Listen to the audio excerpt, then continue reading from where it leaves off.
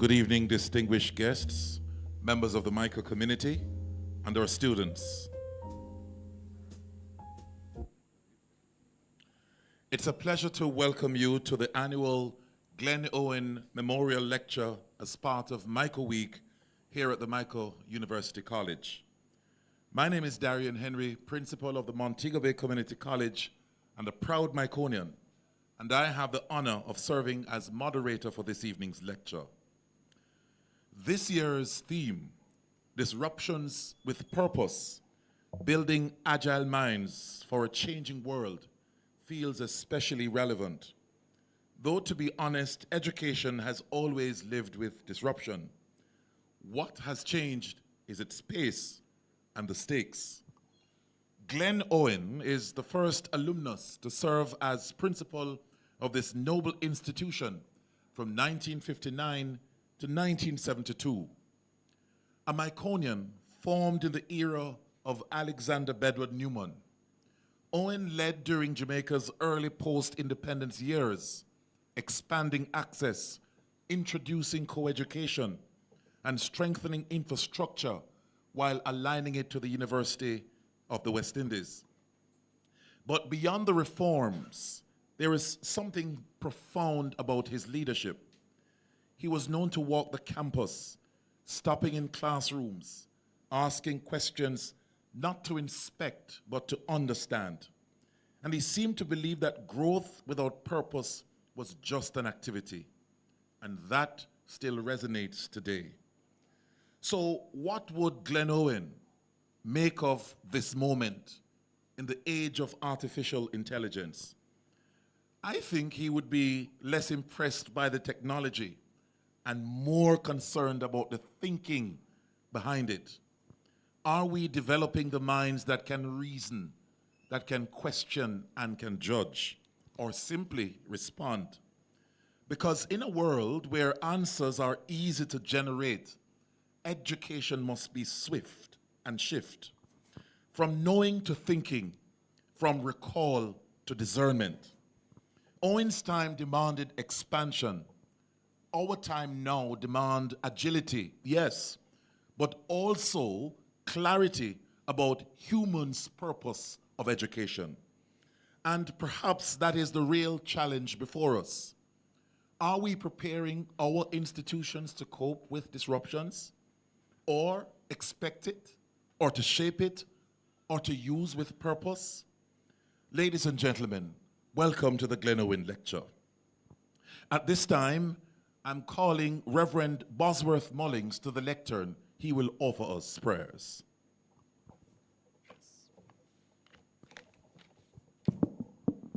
Sir. Good afternoon, everyone. May I ask us all to stand to acknowledge the presence of Almighty God.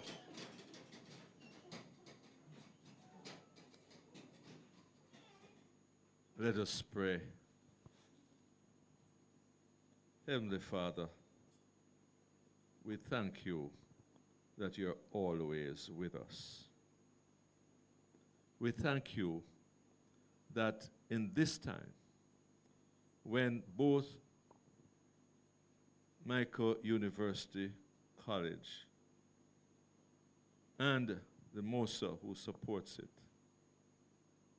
have been celebrating significant years of work and witness to your presence, to your guidance, and to the building up of great minds and the education of our nations. We ask your blessing upon these two institutions as we remember that Michael is celebrating 190 years of academic excellence.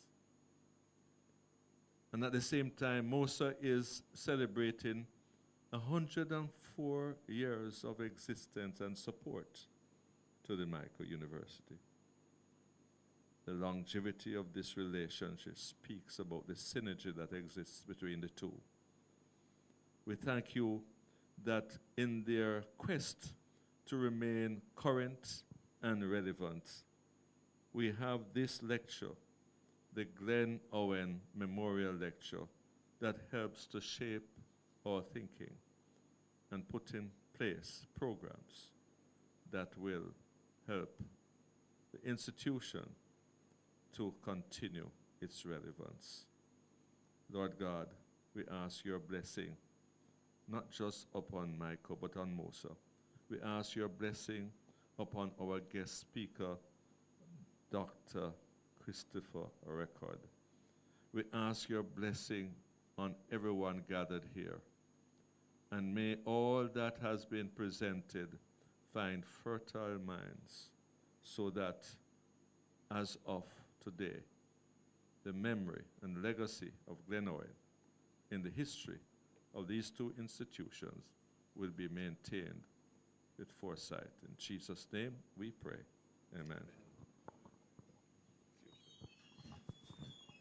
Thank you very much, Reverend Mullings.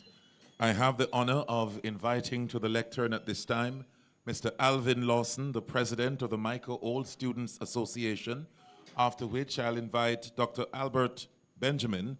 He will bring greetings on behalf of the university's president. Mr. Lawson.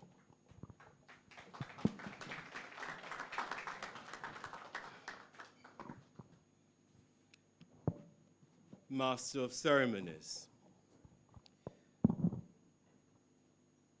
the Michael University College Chaplain, Reverend Bosworth Mullings, President,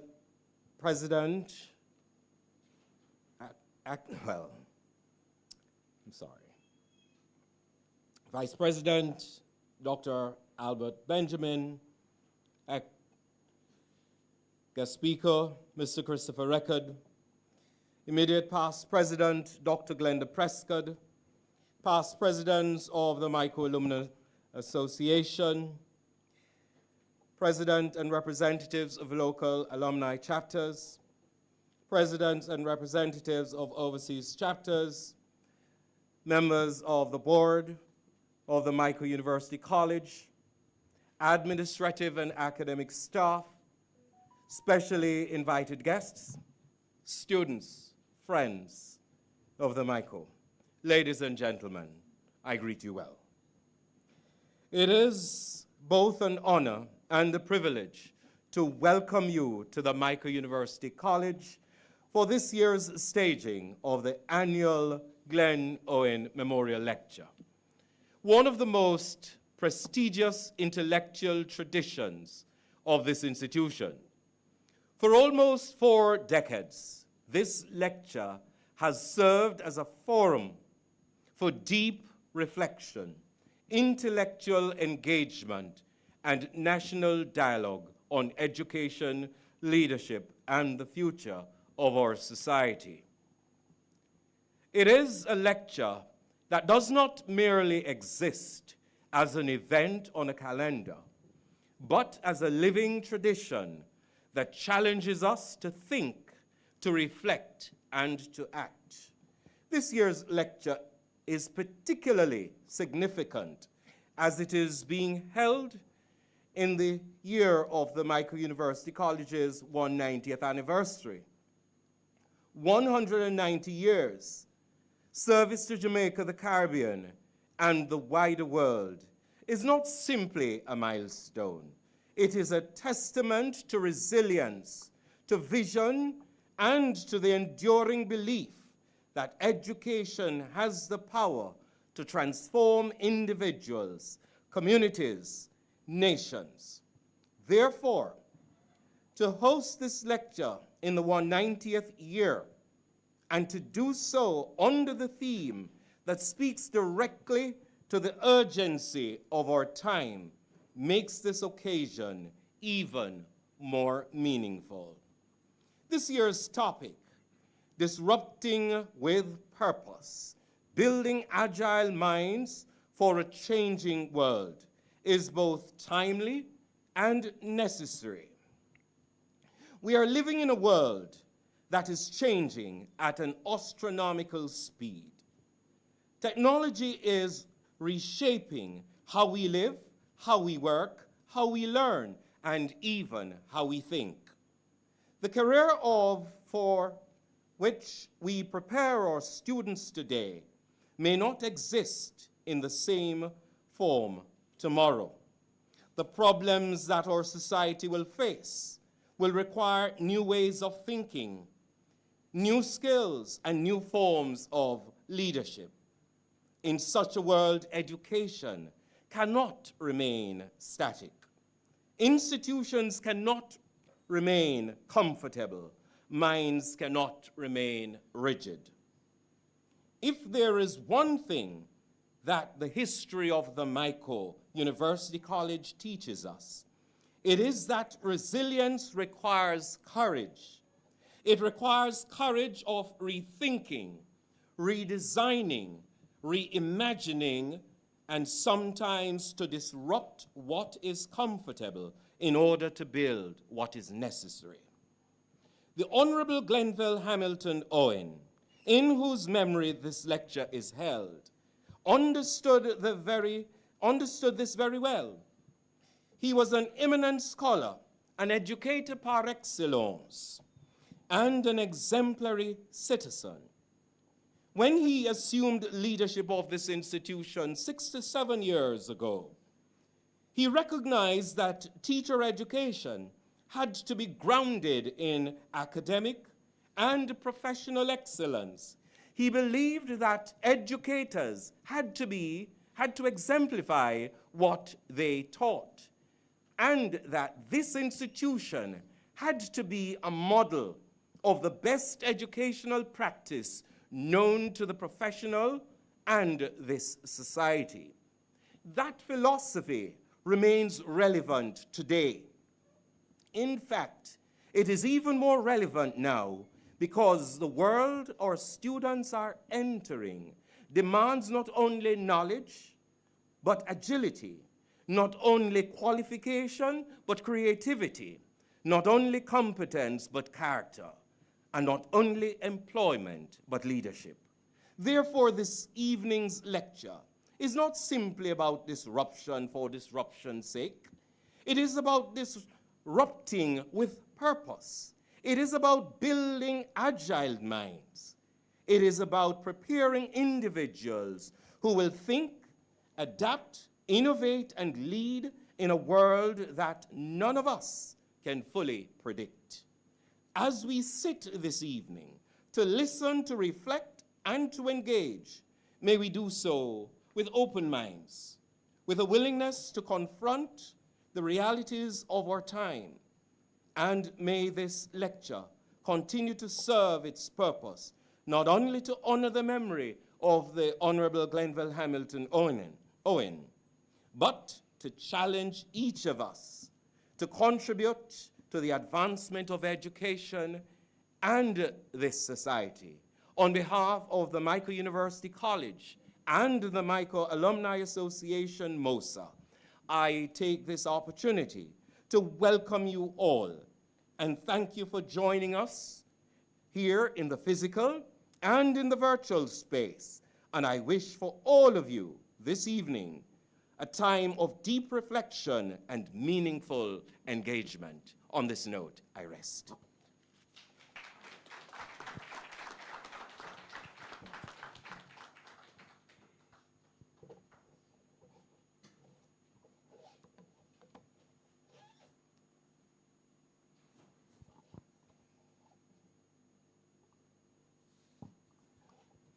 Let me first of all apologize for the absence of Dr. Asbun Pinnock.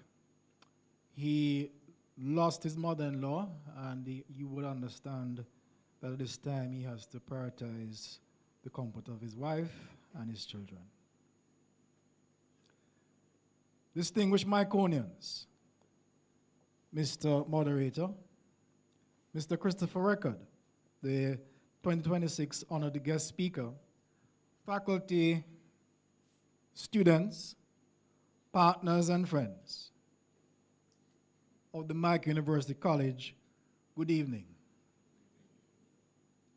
It is both an honor and profound responsibility to welcome you to this year's Glen Owen Memorial Lecture, Of course, lectures convened during a reflective and celebratory period for our institution, since we are observing Michael Week.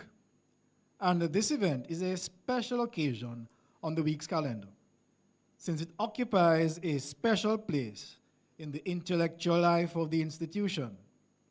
It invites us to engage ideas and locate those ideas within a legacy of leadership, service, and national purpose.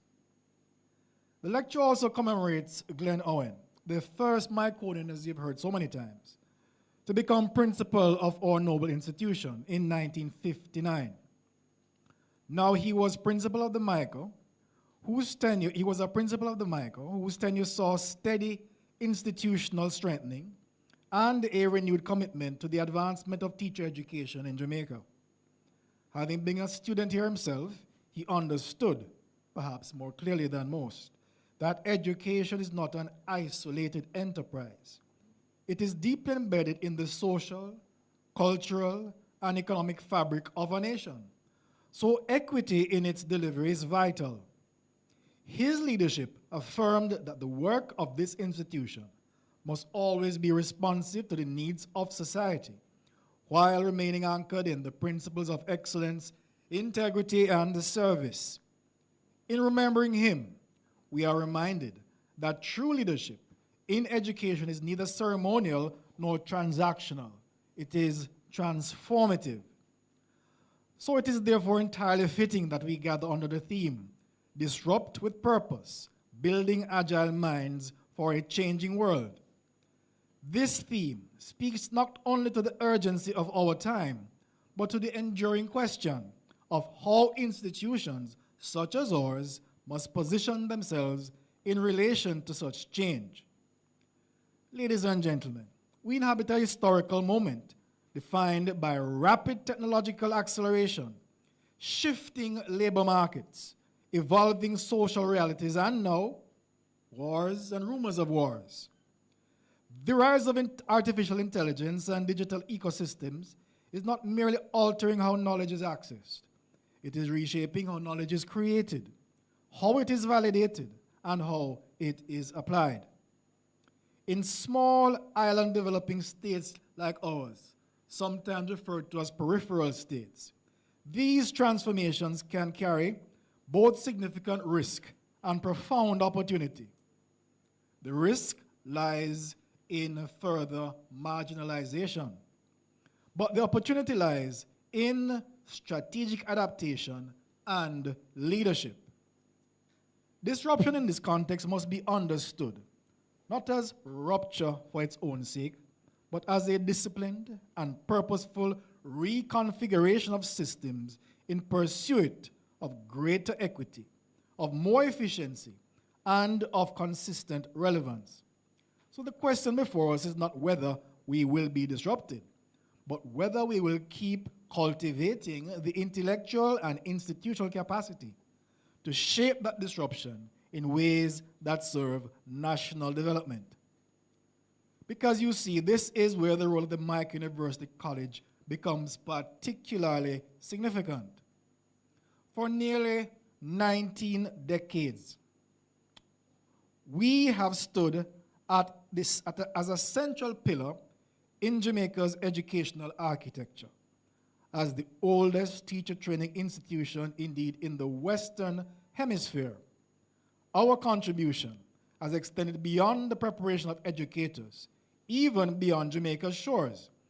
We have been architects of social mobility. We've been stewards of cultural continuity, and our graduates are contributors to public policy, national thought, and state leadership.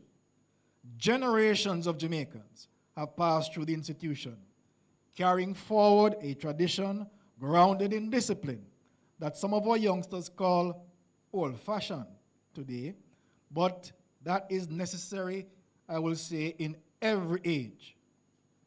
They carry forward intellectual rigor and a deep sense of responsibility to community and nation. And today that tradition compels us to act with even greater intentionality because of the speed and global nature of technological change. So we have committed ourselves to strengthening the link between education, innovation, and national development. This means reimagining teacher education and tertiary learning to meet the demands of the digital age. And it also means forging partnerships that connect academic work to industry, government, student recruitment, and community impact. It also demonstrates a firm belief that education must not only respond to change, but anticipate it. Now, the cultivation of what we describe as agile minds has always been central to our efforts at the MICO. Myconians don't merely possess knowledge. Our graduates possess the capacity for critical inquiry, for adaptability, for ethical reasoning, and for creative problem solving. Now, because of our roots within the Jamaican national narrative, this agility must also be culturally grounded. It must draw on our struggle for emancipation then and empowerment now, our history of resilience, our traditions of intellectual resistance, and our enduring commitment to self-determination. In this way, agility is not simply a technical competence. It is a form of intellectual sovereignty that is necessary for independent states to survive in a new and connected world. Ladies and gentlemen, it is within this broader framework of what I will call global connectivity and innovation that our initiatives are growing. The MICA's upcoming IP Summit, for example, assumes particular significance. The Innovation with and for a Purpose Summit next May, or coming May, represents a deliberate effort to position the institution and Jamaica within global conversations on artificial intelligence, education, and development. Based on this evening's theme, I am certain that our guest speaker will highlight the relevance of understanding the technological age, since we must live within it. So by working with our partners, like the University of Miami, and policymakers, academics, and innovators, we will help to create a space where knowledge is not only shared, but co-created, adopted, and applied in ways that are responsive to our regional realities. And importantly, this engagement is not passive. It reflects a strategic orientation towards what may be described as innovation diplomacy, using knowledge, research, and intellectual exchange as instruments of institutional and national positioning and expansioning and development. In this regard, our research or academic initiatives like our upcoming summit and others all embody the very essence of purposeful disruption. They signal our intention to move beyond the traditional boundaries of teacher education and to engage more directly with the technological and epistemological shifts that are redefining the global landscape. It also reinforces our commitment to ensure that these shifts are harnessed in ways that are inclusive, equitable, and aligned with the development aspirations of Jamaica and, of course, the wider Caribbean. It signals that we are ready to engage even more relevant stakeholders, international partners, and students. This evening, we are particularly pleased to welcome just one of those relevant stakeholders, our distinguished guest speaker, Mr. Christopher Recker, JP. His work sits at the intersection of artificial intelligence, innovation, and digital transformation. His leadership within national and regional frameworks places him in a unique position to illuminate the pathways through which emerging technologies can be leveraged for public good. And his presence here is both timely and instructive. So we indeed look forward to the perspectives he will bring to this important conversation. As I close, I invite us to reflect on the deeper implication of the theme before us. To disrupt with purpose is ultimately to lead with intention and to act with anticipation of change instead of reacting to it. I invite you to reflect on Glen Owen's legacy and recognize that education must remain a moral enterprise, one that is concerned not only with what is possible, but what is just. Myconians, let us all ensure that while we innovate, we do not lose sight of the human dimension of our work, the development of individuals who are capable not only of success, but service. Ladies and gentlemen, the Glen Owen Memorial Lecture stands as more than a commemoration. It is, as we've said before, an intellectual intervention. It challenges us to think critically about our role as educators and as an institution, as well as actors in a nation that faces a rapidly changing world. We will always honor the legacy of Glen Owen in meaningful ways, through the clarity of our vision, the courage of our decisions, and the consistency of our commitment to excellence and growth. Let us then continue to build minds that are not only agile, but anchored. Let us continue to strengthen an institution that has long stood as a beacon of education leadership. And let us ensure that in the face of disruption, we remain guided by purpose and dedicated to work with all thy might. Thank you on behalf of Dr. Asbun Pinnock. Thank you, Dr. Benjamin. To provide us with an overview of the Glen Owen Memorial Lecture, I'm going to invite at this time Mrs. Marilyn Welsh. She is the Assistant Treasurer of the Michael Old Students Association, after which Mr. Errol Spencer, Hall Chair, and Deshaun Virgo, they will come with the Glen Owen Hall report.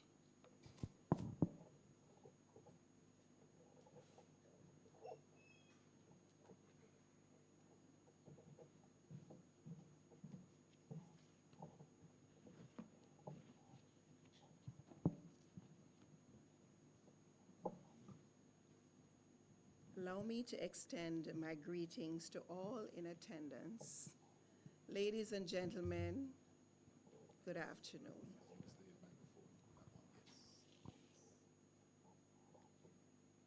Overview of the Honorable Glenville Owen. Honorable Glenville Owen earned a number of academic certificates and awards, two of which I will share with you. He held a Master of Education from Harvard University and a Bachelor of Arts degree from the University of London. Glenville Owen, a trailblazer in Jamaican education, left a lasting imprint on every institution he touched. When he took the helm at the Michael College in 1959, he ignited a new era of innovation. His mission was clear. It was to empower teachers who would inspire the next generation. With bold curriculum reforms and a focus on excellence, he transformed the college into a hub of forward-thinking education. Owen's leadership fostered not only growth, but also a dynamic culture of best practices. His belief, great teachers lead by example. Beyond the Michael, he influenced the nation, spearheading Jamaica's first national education conference and shaping policy. His legacy is alive and thriving. Each year, the Michael and the MOSA celebrate his vision with a Glen Owen Memorial Lecture, a tribute to a leader who redefined what it means to educate with purpose and with passion. Thank you.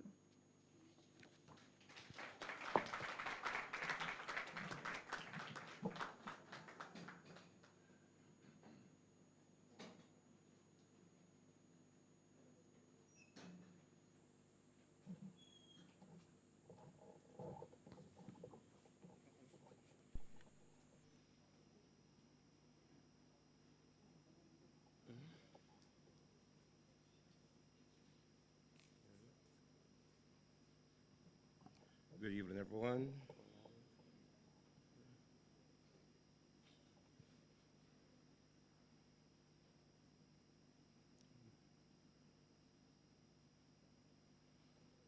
Good evening, everyone. All protocol observed, and welcome to the Glen lecture. My name is Errol Spencer, and alongside me is Deshaun Virgo.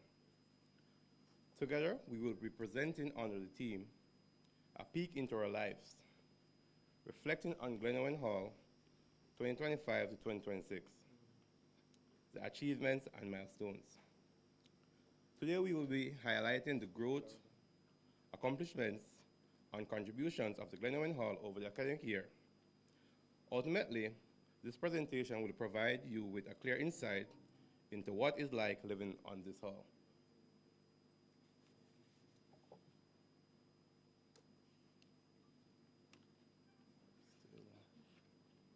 A little bit of delay with the PowerPoint. All right. To begin, allow me to introduce our hall manager, Mr. Denver Holt.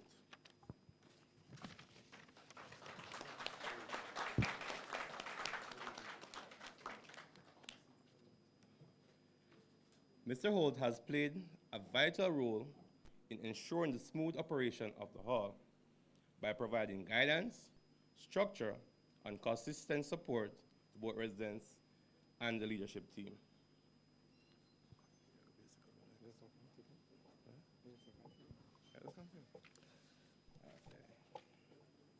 Okay. Additionally, we welcome a new member to the Glen Hall family this year, our new resident advisor, Mr. Ricardo Chambers.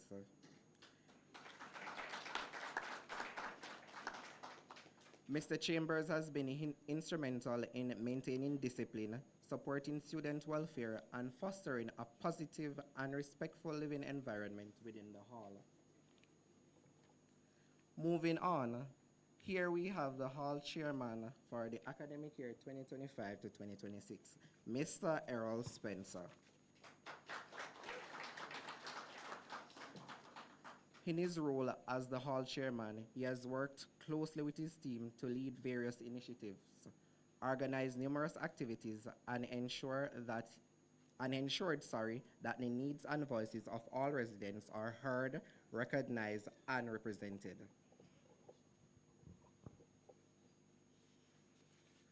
Next on the screen is our assistant hall chairman, Mr. Shaquille Autos.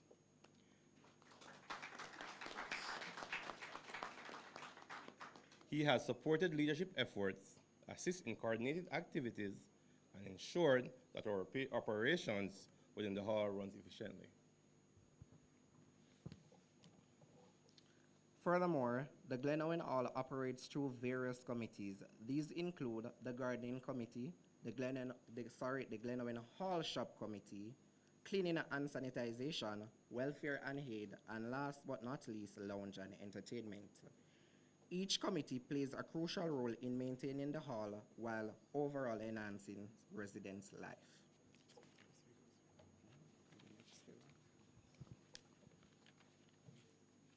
The Gardening Committee. The Gardening Committee has made significant progress this year. The garden was expanded with new crops such as melons, pop choy, peppers, and cucumbers were planted and cultivated. As a result, these efforts not only beautify the space, but also support residents' cooking welfare initiatives. To continue, similarly, the Cleaning and Sanitization Committee was reconstructed to improve efficiency. Daily cleaning schedules were implemented, ensuring that shared spaces such as the kitchen and the lounge remain consistently clean.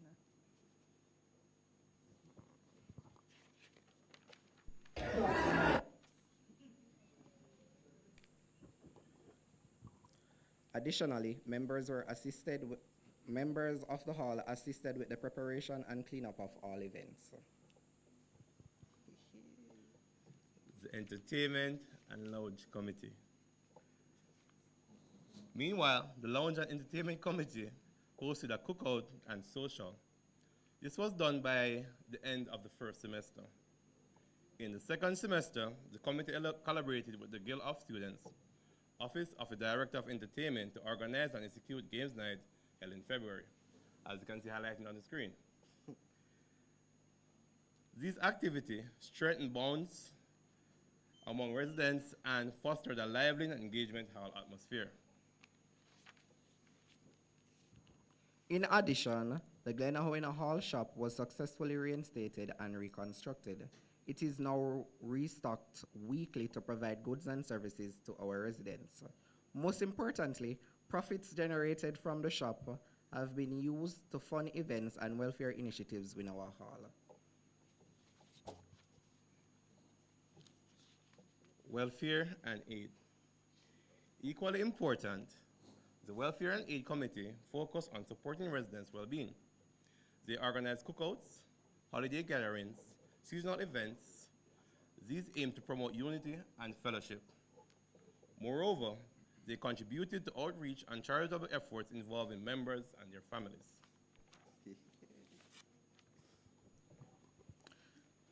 Next slide. Beyond the hall, members of the Glen Owen Hall participated in volunteer work by assisting the micro-practicing primary and junior high school.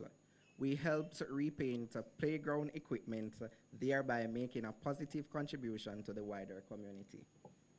The images shown below highlights our volunteer efforts in action, clearly demonstrating our commitment to service beyond the hall.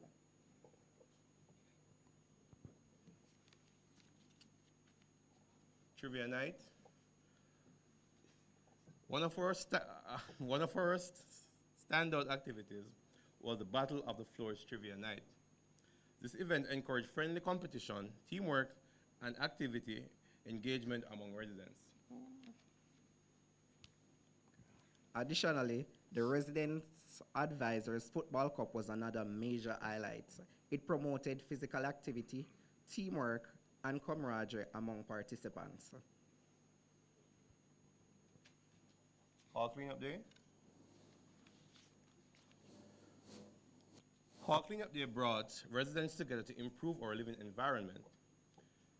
It encouraged responsibility, cooperation, and pride in the space we share. As you can see in the photos above, we came together and we cleaned up the hall, we cut the grass, and we cleaned up the basement as well. At the beginning of this semester, the hall acquired various items including new pots and pans, a privacy fence, a microwave, and a stove. As a result, these additions have significantly improved the quality of life for our residents. And we have future initiatives. Looking ahead, the hall aims to acquire a deep freezer, a new washing machine, and additionally socialization equipment. These improvements will further enhance comfortable and convenient community engagement. In closing, thank you for your attention. We sincerely appreciate the opportunity to share the progress and achievements of the Glen Owen Hall. Thank you.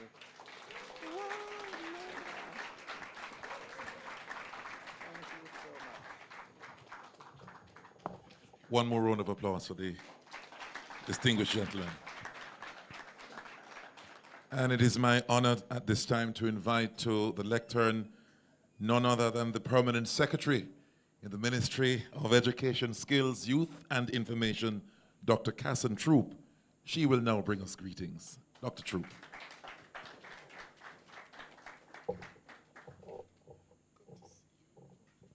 Thank you so much to our moderator. Good evening, everyone.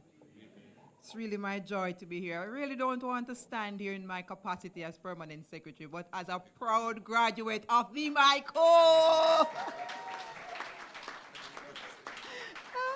Now the MICO University College. And I just recognized that the presentation said in the end that the Glen Owen Hall is the home of Lushington and Rogers, and you know, I'm a Lushite. So just in case you want to know, I'm proud to be in Lushington. Anybody? I'm proud to be. Or are we performing now? You know, today I had the opportunity to be at Shortwood and they were having their sports day. And they were, when we get together as teachers, people talk about where they went for their teacher training. And of course, the big debate started about Chartwood and Michael. And I just simply said, you did not go to a college. There's only one college. I stand this evening as a proud graduate. I remember being in this hall as a student, coming for lectures, having my 4-H club experience in this hall. I was a very young student. When I came here, I was just 17 years old, going to 18. So I started very early, but I was resolute with what I wanted to do in my country. I wanted to teach. I benefited from the love and affection of my teachers.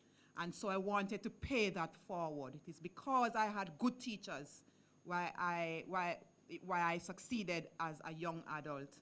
And now I am standing on their shoulders, and I really wanted to give that back to my country. And so I came and they said, why are you here? Because in those days we had to do our interviews. I don't know about now. It was a rigorous process to get in. You had to do your interview, you had to do a test. Yes, your psychometric and your English test and everything, all of that. Not just your qualification from CXE. It was a rigorous, and then we came for an interview. And it was that competitive. So when you got in, you were a privileged person to be walking the walls of the MICO. So I stand as a proud graduate doing it with my might. So good evening again, ladies and gentlemen. Let me greet our guest speaker, Sir Ricard. I know that you have been disrupting the narrative in the digital space, and so I'm anticipating the conversation. And of course, I greet you, our chaplain for our university college. So colleagues, I bring you greetings on behalf of our ministry and our minister who is unable to be here, and the wider ministry that you're a part of. Just to commend the team, of course, MOSA, the leadership of MOSA and the members who are here for making this possible this evening, an opportunity to look at purpose while we are disrupting the narrative, while we want to center our minds on how we can contribute in a purposeful way to the development of our country. In fact, the fact that you are teachers, are budding teachers, are graduates of this institution, we know that's what we do. We contribute to nation building. When we teach, we give children wings to fly. We make dreams a reality. But we are in a changing time. And as we go through the curriculum in preparation to take our place, we have to be conscious that the world is not static. It is changing rapidly. As the leader in the ministry, I don't sleep because there's always something new, something different that is happening in the global space that we have to bring into the conversation here locally so our children are not left behind. And so this afternoon, I'm anticipating that kind of a robust presentation from Christopher, and also for the questions that you will ask as you continue to think about pushing the envelope and also maximizing from what is happening in the education sphere. So your country, your education system, we have been moving, trying to keep up. We are a third world country. But in trying to keep up, there are opportunities in that, because there are other countries that have gone ahead of us when it comes down to disrupting using disruptive technology and mobilizing those high-tech resources in the and using that in the classroom. And now we are seeing reports and research coming out, and I guess Ricard will talk about that. Or some countries are pulling back and asking for a balance. So countries like Sweden and other world countries like that, they are saying, hold on, we need to just have a right blend. We can't have a total flip of just using the technology and neglect the personal touch, the printed materials, the books, the libraries. People are going back to that. And I've got a number of WhatsApps about it to say, PS, look at what is happening. We need to slow down. And I'm saying we are not even half there. So there's not really a slowing down, but it's the finding the balance. So I'm expecting the conversation today to talk about digital transformation, to talk about AI, and to see how we can reposition Jamaica to be on the cutting edge while finding the balance with our cultural experience. We can't forget who we are. We are a communal people. We touch, we feel, we love. We don't want the isolation. We don't want people to be on a screen all day without social skills. We see the consequence of that when we fight, when we kill, and we don't feel. When you see a student fighting a police officer, when you see teachers treating with the difficulties in the classroom, it is because we are not connecting. So I'd love to hear, and I know you too, the balance of that. How do we maintain the human touch that we celebrate as a people while looking to disrupt the narrative with the digital technology, making sure that we advance Jamaica land we love? That's the job. So I'm happy to be here in that context, proud to be in this room and listening again so I can take back the work, the charge, because that's what we do. Moderator, one of my principals right here, and he came up through the system like I did, serving as a teacher, serving as a principal. Now he's a bigger principal at the tertiary level. And Mike Owen, and this is what we do. We make a difference. We do it with our minds. We represent our organization. We represent Michael very well out there. So when you see us out there, you say, that's a Michael man. That's a Michael woman. Because we were created to lead this country in every way we can. That's why we are teachers. We are leaders by nature. So I don't want to take away from the presenter's presentation, but more so to greet you and to thank you for the opportunity to be here. And like you, I am waiting to be fed by our presenter, who is talking about disrupt with purpose. With purpose. We are all called for purpose, but there is a way to execute that purpose in advancement of our country. God bless you. Thank you so much. Testing 1, 2. Testing 1, 2. Thank you so much, Dr. Troop, for your engaging words. To treat us to a musical item, I'm going to invite Candice Blythe from the Performing Arts Club. Please welcome her.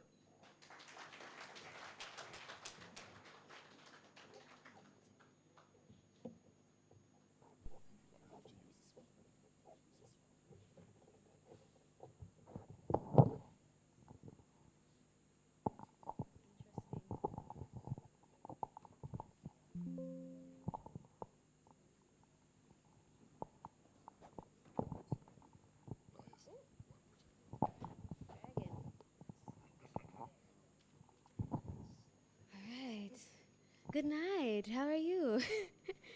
I hope to bring you a song that will inspire you tonight. If you'd start my track, thank you. Turn me up.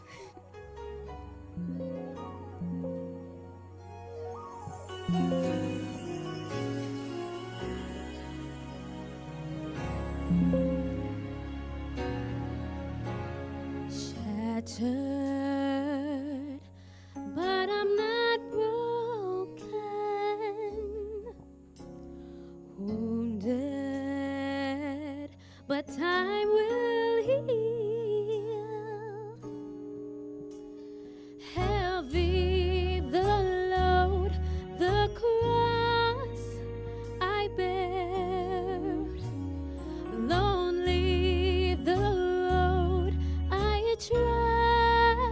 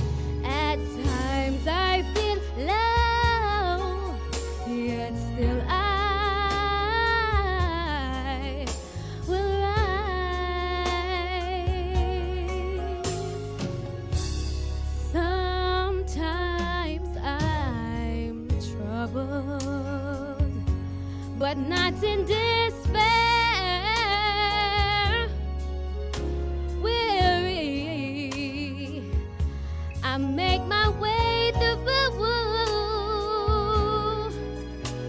trials. They come to make me strong, so I must endure. I must hold on. Yet still I rise,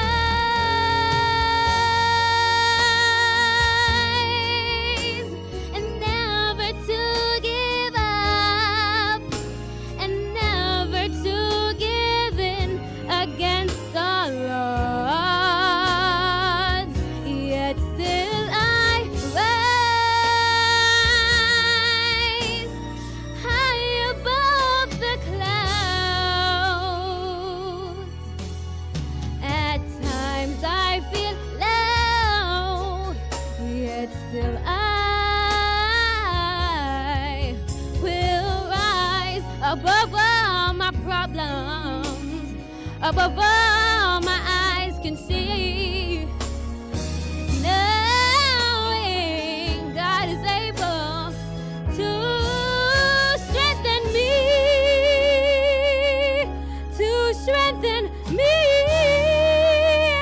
And still I rise, never to give up, oh, never to give in against all odds.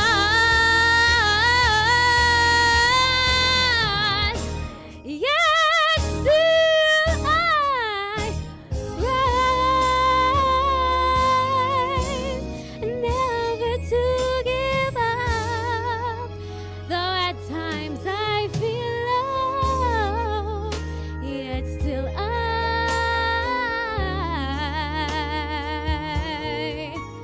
at times I feel so low, yet still I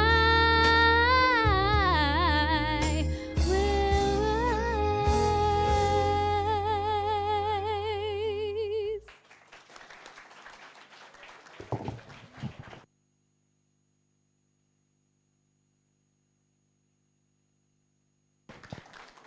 If I wasn't so hoarse, then I would out-sing her today. And I just throw my little horse today.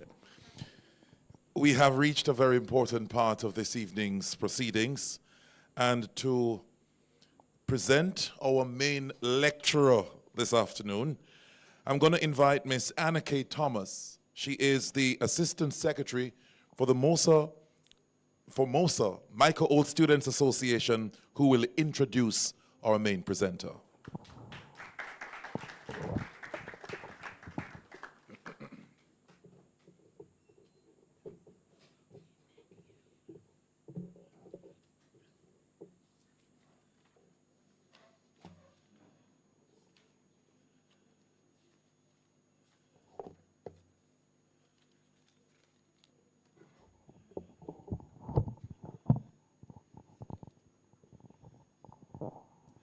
Master of Ceremony,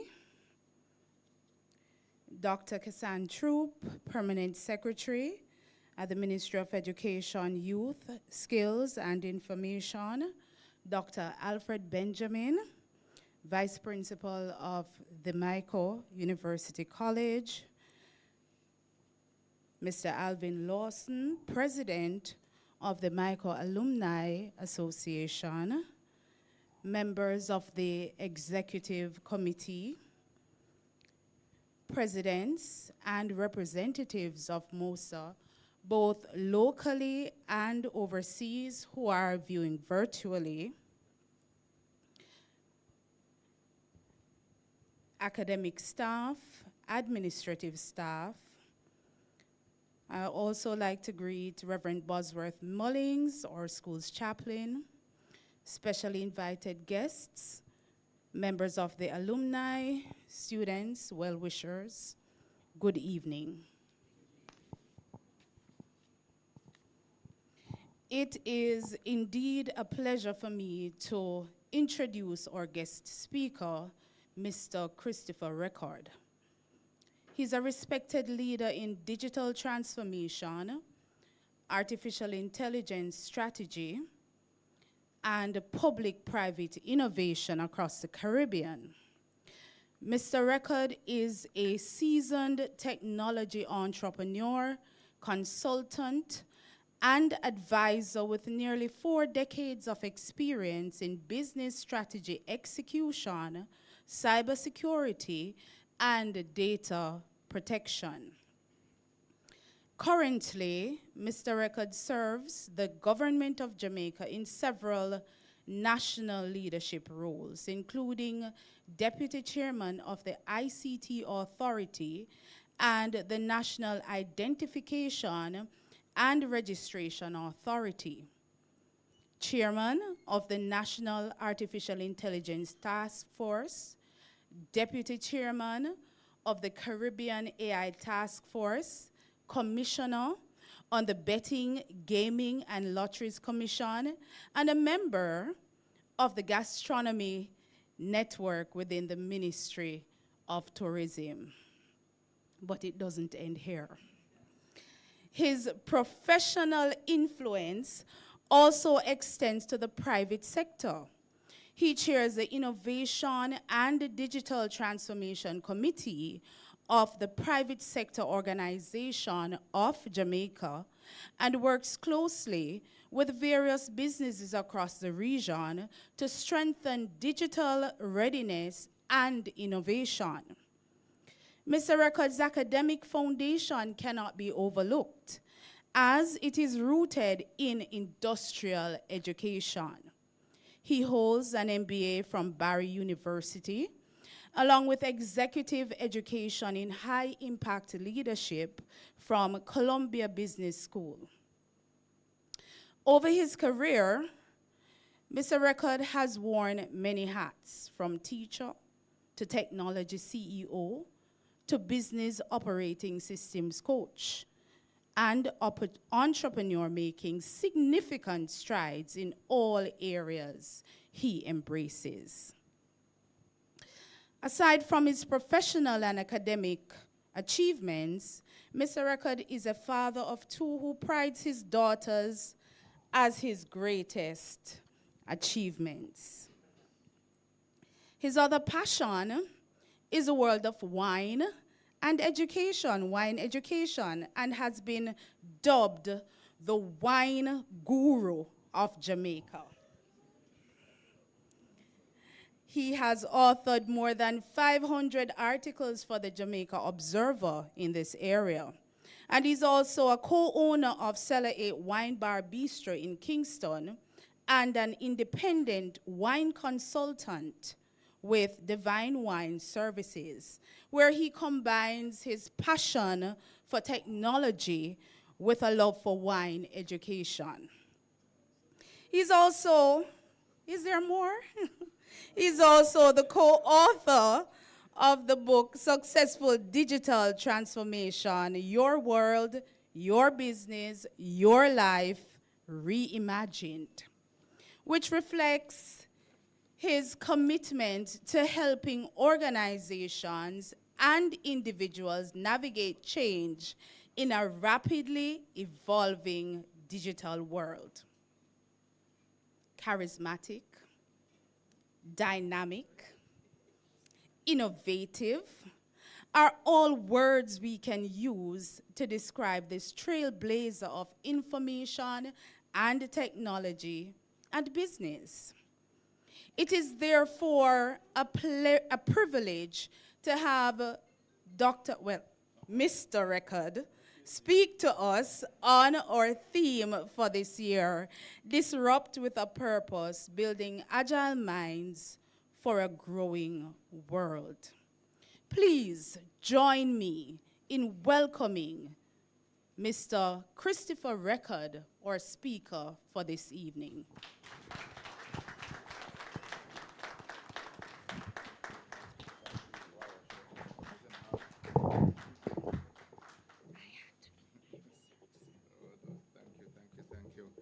Wow, the introduction longer than the presentation coming up.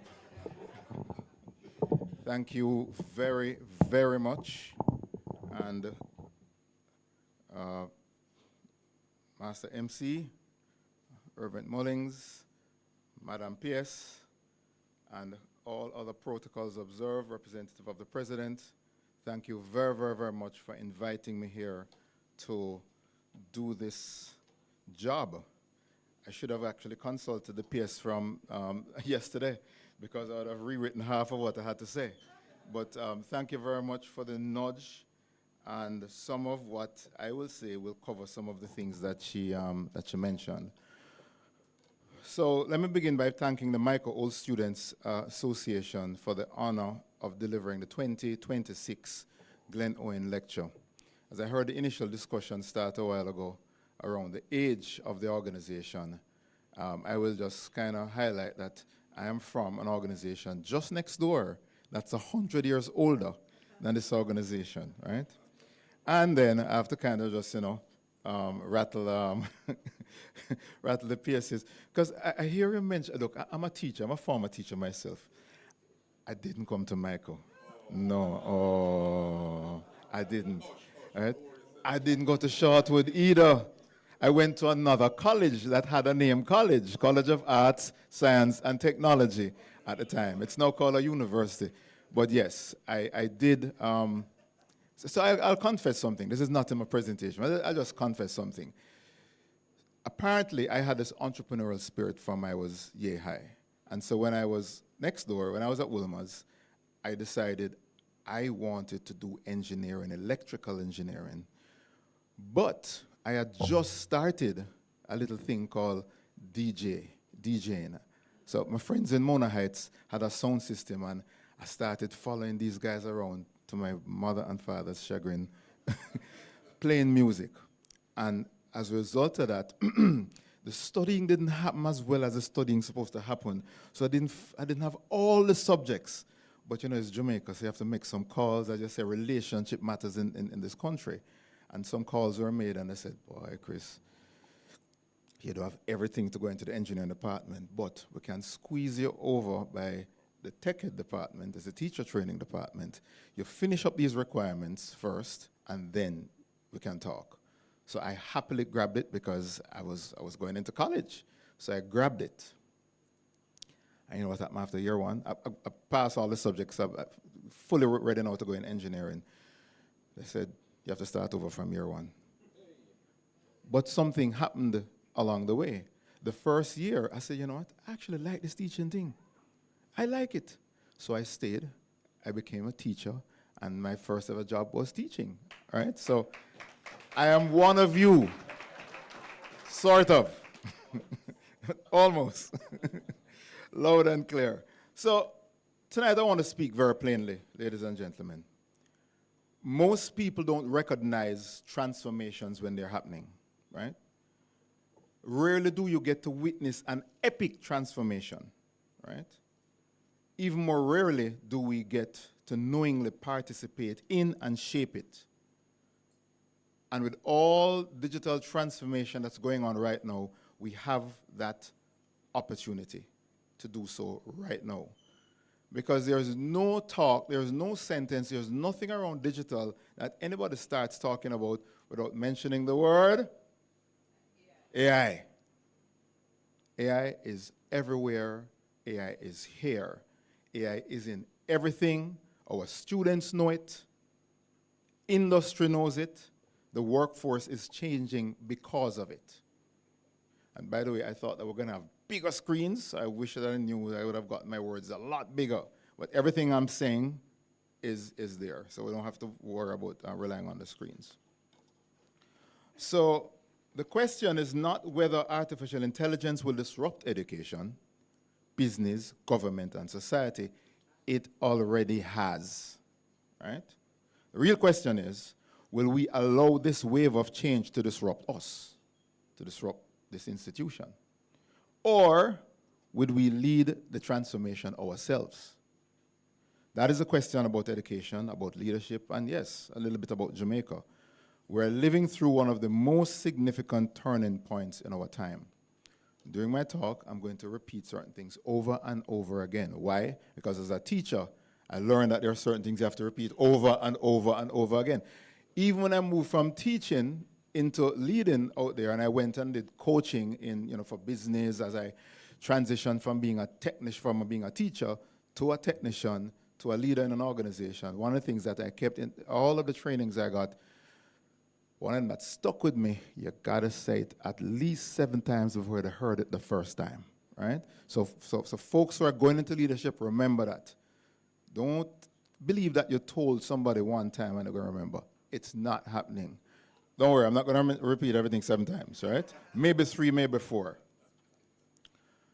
For many years, success was built around stability. You studied, you qualified, and you found work, you built expertise, and there was reasonable chance that the world will remain the same and you would just, as we say in Jamaica, cut and go through, right? That's no longer guaranteed today. We're living in massive change. Knowledge changes faster, industries are shifting faster, tools are evolving, skills expire faster, careers are being reshaped in real time. A student entering school today, I had written May, but I have to sit down and thinking about it and listening to whatever they're saying. A student entering school today will one day work in jobs that do not yet exist. A teacher is preparing learners for technologies, opportunities, and dilemmas that were rarely imaginable a decade ago. A professional in mid-career may need to reinvent him or herself more than once. I had to do it, and I was just, I'm only 60, right? Only, right? This is the age we're in, and in this age, one of the greatest mistakes we can make is to prepare our people only for predictability. So, because the modern world does not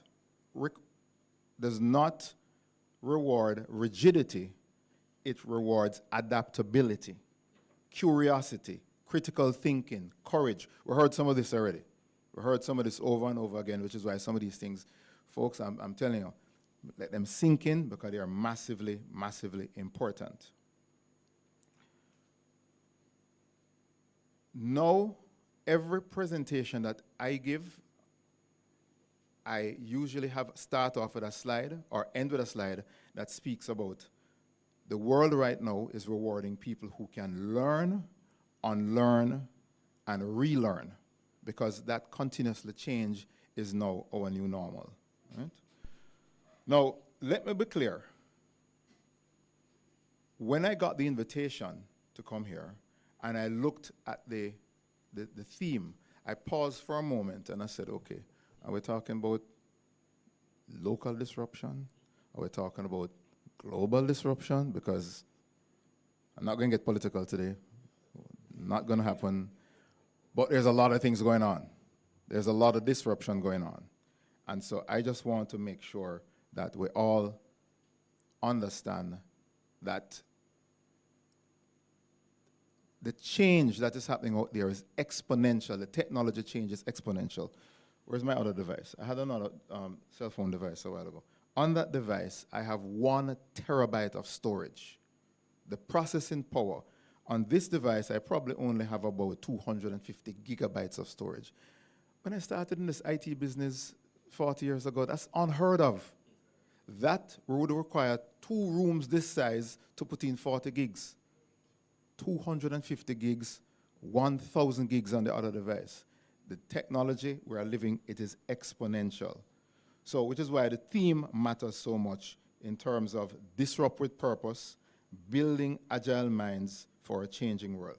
So, not all disruption is progress, right? Some disruption is reckless, right? As I said, I wasn't going to talk about politics, but some disruption is reckless. Some driven by hype. For all of you folks who are logged in and connected to social media and you see all these things that you're going to try to follow tomorrow. A month ago, I deleted all social media from my phone. I deleted all of social media from this because I realized it was getting addictive. Right word, PS. It was getting addictive. I realize that I'm sitting there clicking on things, nodding and laughing and smiling. When I look back at my to-do list, I don't start nothing yet, right? So it is massively important that we understand those technologies and what's going on. And yes, PS, you mentioned in some other countries what's going on. I was recently interviewed on one of the mainstream media with respect to the laws that were introduced in Australia recently around social media usage and the ability for children below 16 not to be able to sign up for social media systems. It is important. And the example I give, I've gone off script already. That's the ADHD mind working. What I usually explain in that situation, and by the way, read this book called The Anxious Generation by Jonathan Haidt. Very important. I have some book recommendations at the end. I have a slide with some book recommendations. But Anxious Generation by Jonathan Haidt is very, very important. It explains all of this. Here's something I explain. For folks who are close to my age, right? I see some before, some after. Does anybody remember the Marlboro Man? Does anybody remember that ad? That all those fancy ads with people smoking cigarettes? How many decades did it take for them to find out that this thing was killing them? So anybody who smokes now, I don't know, but when you look at the cigarette package, you know what it says? This kills you. Danger, it kills you. So why do I bring that up as an example? That took several decades for them to realize that. We are doing all manners of things with all this technology now. We don't know what's going on yet. We have no clue. So some people like Australia, other countries like Sweden and Denmark are now drawing gear and have put in some proposals. I don't think they have enacted anything as yet, but other countries are all looking tippy-toe, looking over Australia and see what's going on. So when I say disruption with purpose, I'm not celebrating chaos. I'm saying something much deeper. If change is inevitable, let us be guided by principle. If change is necessary, it must solve real problems. If we must adapt, let us do so without losing humanity, our ethics, or any sense of direction. Purpose is what turns disruption into transformation. And somebody said it earlier in the opening. Purpose is massively important. It's what separates leadership from trend chasing. And that brings me to the critical idea of this lecture around, in a world being shaped by AI and constant change, the real competitive advantage is not what simply those around are using the best tools, but it will belong to those that have the most agile minds and understand how to make choices in between using all of these tools. So what is an agile mind? An agile mind is not just a fast mind, not just a clever mind, not a technological competent mind. An agile mind is one that can adapt without panic. In a situation, things are presented, information is pulled in, decision is made, and a change happens. They're not sitting down, taking out the phone and scrolling and Googling the answer and asking ChatGPT for the answer.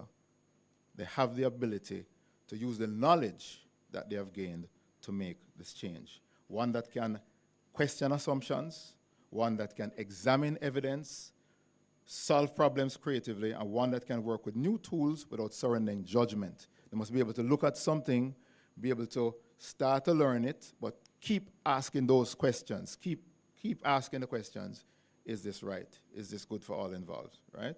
Agility is not just about speed, it's about the capacity to adjust intelligently while remaining anchored.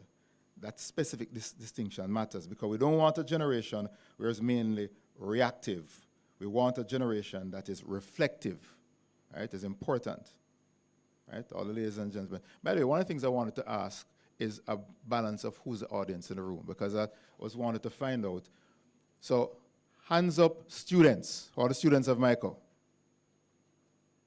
Okay, it's about 60, 70% of the room. Excellent, excellent. All right, faculty of Michael. Any teachers that are here? Okay, 5%. All right. All right. And then I guess guests, visitors. What are the other categories? So there's students, there's teachers, and then there are out just past students. Okay, hands up, past students. Okay, how about 10? Fantastic. Good. So I have a slide to students, I have a slide to faculty, then I have a slide to everybody else close to the end, right? So education is massively important. For many years, education systems around the world were shaped by a model built for earlier era, an era of standardization, an era of predictability, and guess what? It was built heavily on memorization, compliance, repetition, and examination performance. Now, let me say it clearly. Knowledge still matters. Discipline still matters. Standards matter. But in a world of rapid change, those things are no longer enough by themselves. Education today must do more than transfer content. It must build capacity. It must build minds that navigate complexity. It must help learners ask better questions, not just repeat correct answers. I was in a situation recently with a company I was advising, and because they do hybrid work, there were some team members that were working remotely in the initial part of their jobs, right? They were recommended to the organization, they were brought on, but most of the work was remote. And this person was brilliant with everything that was going on when they were online, when they were hybrid. And then there was a moment when I got a call. They said, Chris, we have a little problem. We need a little facilitation around a situation.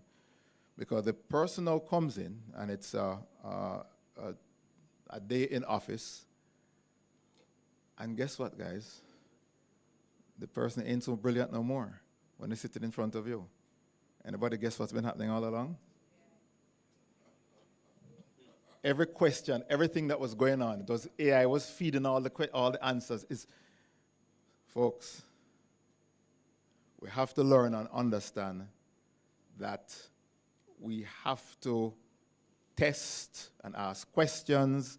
And what I don't want to happen is, the majority percentage of the room that put up their hands as students here, do not be that person. Do not be that person that is sitting in the corner repeating all the answers that you're getting, but when you sit down there face to face with me and you have no devices in front of you, you didn't absorb nothing, right? Nothing stuck. So please, technology may change teaching, it may change the tools, access, pace, but the role of a teacher as a guide is still massively important. Teachers are still important. Very, very important. Even more important now, right? In fact, a world overloaded with information, the role of the educator becomes even more important because information alone is not wisdom. Because access alone is not understanding. Speed alone is not insight, because some people can just rattle off something quickly. Everybody's, can respond to you quickly on a WhatsApp. But when you're sitting in front of them and having a conversation, a meaningful conversation, things fall apart. Teachers help students move from data to meaning, from confusion to clarity, from potential to performance. But here is an uncomfortable truth. We cannot build agile students inside a rigid system forever. So this is now where I'm going to kind of, according to what the peer said, now start to nudge a little bit at the organization. Right? Start to nudge. Hence the reason for the title. We cannot prepare young people for a changing world using methods that assume the world is static, right? So, about a week ago, I was invited to the University of the West Indies, Mona School of Business, and I had the honor of listening to a lecture by David Marchik, the Dean of Kogog School of Business at the American University. Why is that important? The American University School of Business is rated #1 in the US education system for use of AI, a business school for the use of AI. How did that come about? That wasn't by a buck up. He spoke about AI, of course, but guess what? Nowadays, everybody's talking about AI, right? What struck me with is his clarity about the danger facing education. The world is changing fast. I said this already. Students know it. The industry knows it. And institutions are moving too slowly and will fall behind. He described a turning point sparked by a student's question about whether AI would replace him. We've heard that over and over. Will AI take my job? His answer, so this is a while back, so you kind of give it us some history, because we've heard this statement over and over and over again. AI is not going to replace your job, but the other person who has studied the AI that you don't want to study will replace your job, right? That insight changed the entire conversation within his School of Business and the entire university. It pushed him and his institution to act with urgency, not to debate endlessly, not to wait on every question to be answered, but to move, right? And one of the strongest messages in his was his experience. AI literacy cannot be treated as a narrow specialty by a few people. It has to become practical capability across all disciplines in school. So what's happening out there sometimes is that you have an IT department or IT, and you hand it off on them, and they're the ones to do it. No. Marketing needs it, finance needs it, accounting needs it, management needs it, history needs it, communication needs it, education needs it, right? Because the future of work is not about producing only more coders. It's about producing people in every field who know how to work intelligently and responsibly with powerful new tools. He also made another point I think is critical for us here in Jamaica. If students are moving into the future, but the faculty is left in the past, then the institution itself becomes a bottleneck. It's very important that we think about all the machinations of what's going on as we are the institution here, one of the leading ones, training teachers, right? The truth is hard. You cannot create a future-ready student body with past-ready teaching culture. Faculty development matters, leadership matters, institutional courage matters. And his message to education leaders was urgent and practical. Run, do not walk. And the Q&A afterwards was very, very, very interesting, because a fair amount of questions and came up, and people were asking, and I was like, nobody heard the man say, run, don't walk. In other words, and everywhere I am invited to speak, I tell people, learn. Just your industry, your job, your area, there are thousands of free YouTube videos out there giving you introductory content around AI and how it matters to your industry. Start learning what it matters. We're not telling everybody to jump in and start using it and doing everything, but start learning, right? Too many institutions still respond to a new reality with the old rhythm. They form committees, they write papers, they postpone the decisions, they ask one or more review, and while they are still discussing the future has already entered the classroom, the workplace, and the pocket of every student who's carrying a smartphone. Right? The power in what everyone has in their pocket. Remember, for those of us who have read and studied, I'm an avid reader, I'm a lifelong learner, and we have heard it over and over again. The devices we have in our pocket is 10 to 100 times more powerful than what launched the rocket and took that rocket to the moon in the 60s, right? What we have is powerful. So why does this matter to us here in Jamaica? This is not somebody else's issue. It is our issue. It matters to our schools, universities, workforce, public sector, private sector, national competitiveness, and it matters to our national confidence. The work of the National AI Task Force is important. As chairman of the National AI Task Force, I had the privilege of working with a strong multidisciplinary team drawn from government, academia, private sector, and civil society to examine what AI means for Jamaica and to propose a responsible path forward. One of the most important conclusions from that work is that AI is not merely a technology issue, it's a national development issue. It touches innovation, economic growth, public services, literacy, safety, security, privacy, inclusion, and opportunity. In other words, AI is not just about machines, it is about people, and it connects and touches people. As a matter of fact, I didn't plan to do this, but I'm going to just read the section from the AI. The National AI Recommendation document is available. Anyone can download it. It is on the Office of the Prime Minister's website. You can just go on Google and just search.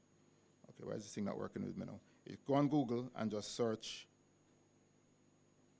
National Artificial Intelligence Policy Recommendation, and that document that you see on the screen will be downloaded.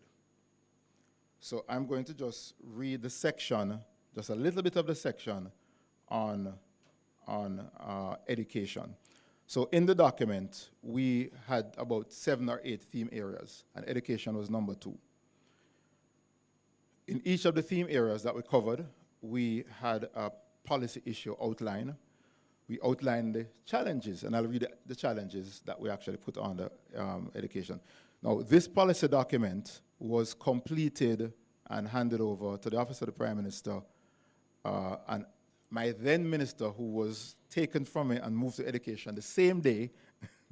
I don't know if Pierce remember that day when we were at Postcab, and PM came in and then announced it. So Minister Dana Morris-Dixon was the minister that had responsibility for digital transformation at the time. So she saw the document first, which is why she's a little bit ahead more than everybody else, which is good. Challenges: insufficient AI-related curricula in secondary and tertiary education.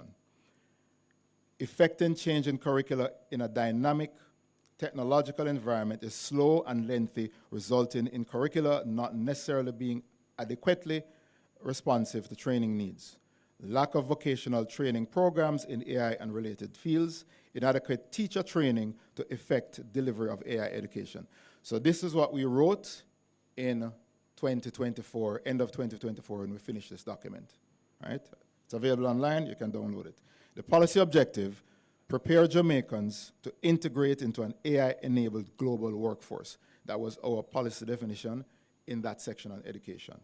So in each of the thematic areas, we outlined short-term, mid-term, and long-term recommendations. Short-term recommendation number 1, integrate AI and coding into the national curriculum at all education levels. Number 2, launch teacher training programs focused on responsible AI use and effective assessments.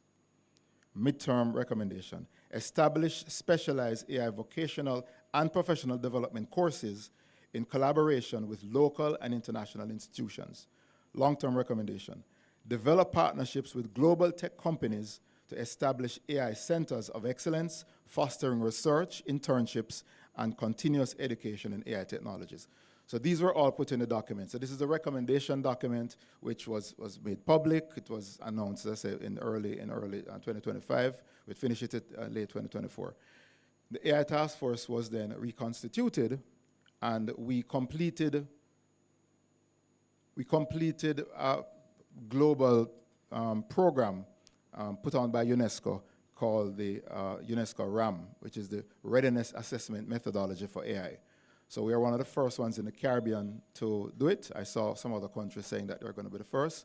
I had to screenshot my completed document and post it on their social media and say, please take a look at ours, finished 7 months ago. Thank you very much. So, Jamaica is not always behind. I'm tired of hearing it. Jamaica is not always behind. I was on stage in Switzerland and Geneva recently doing presentations, and when some of the other small island states came up and they said they wanted help because we have an AI task force. We have completed a recommendation document. We're doing UNESCO RAM at the time. We're just in the middle of it. And all these folks, they've never even considered any of these things.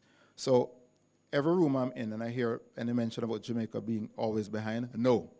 It's not the case, all right? So, get back on script.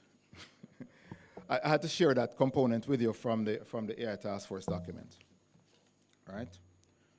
So, the task force recommendations, and the other thing that's happening now, we've been reappointed, the new task force has been reappointed just last month, and what our job is now is to convert the policies, the policy recommendations into actual policy, one. Two, this is a hard one now, very hard.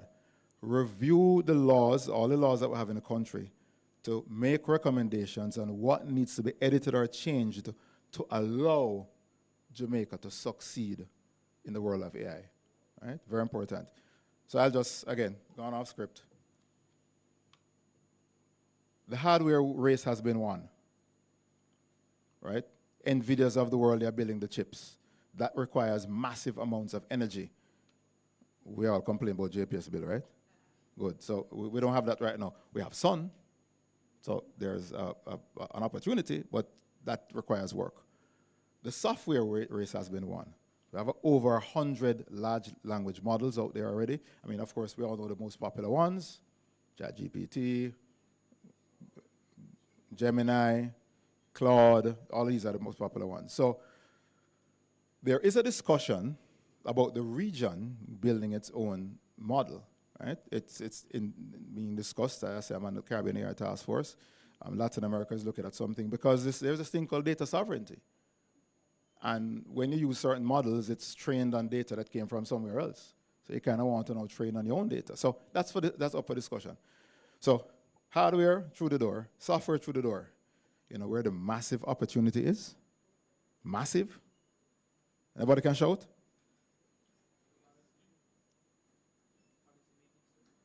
The services,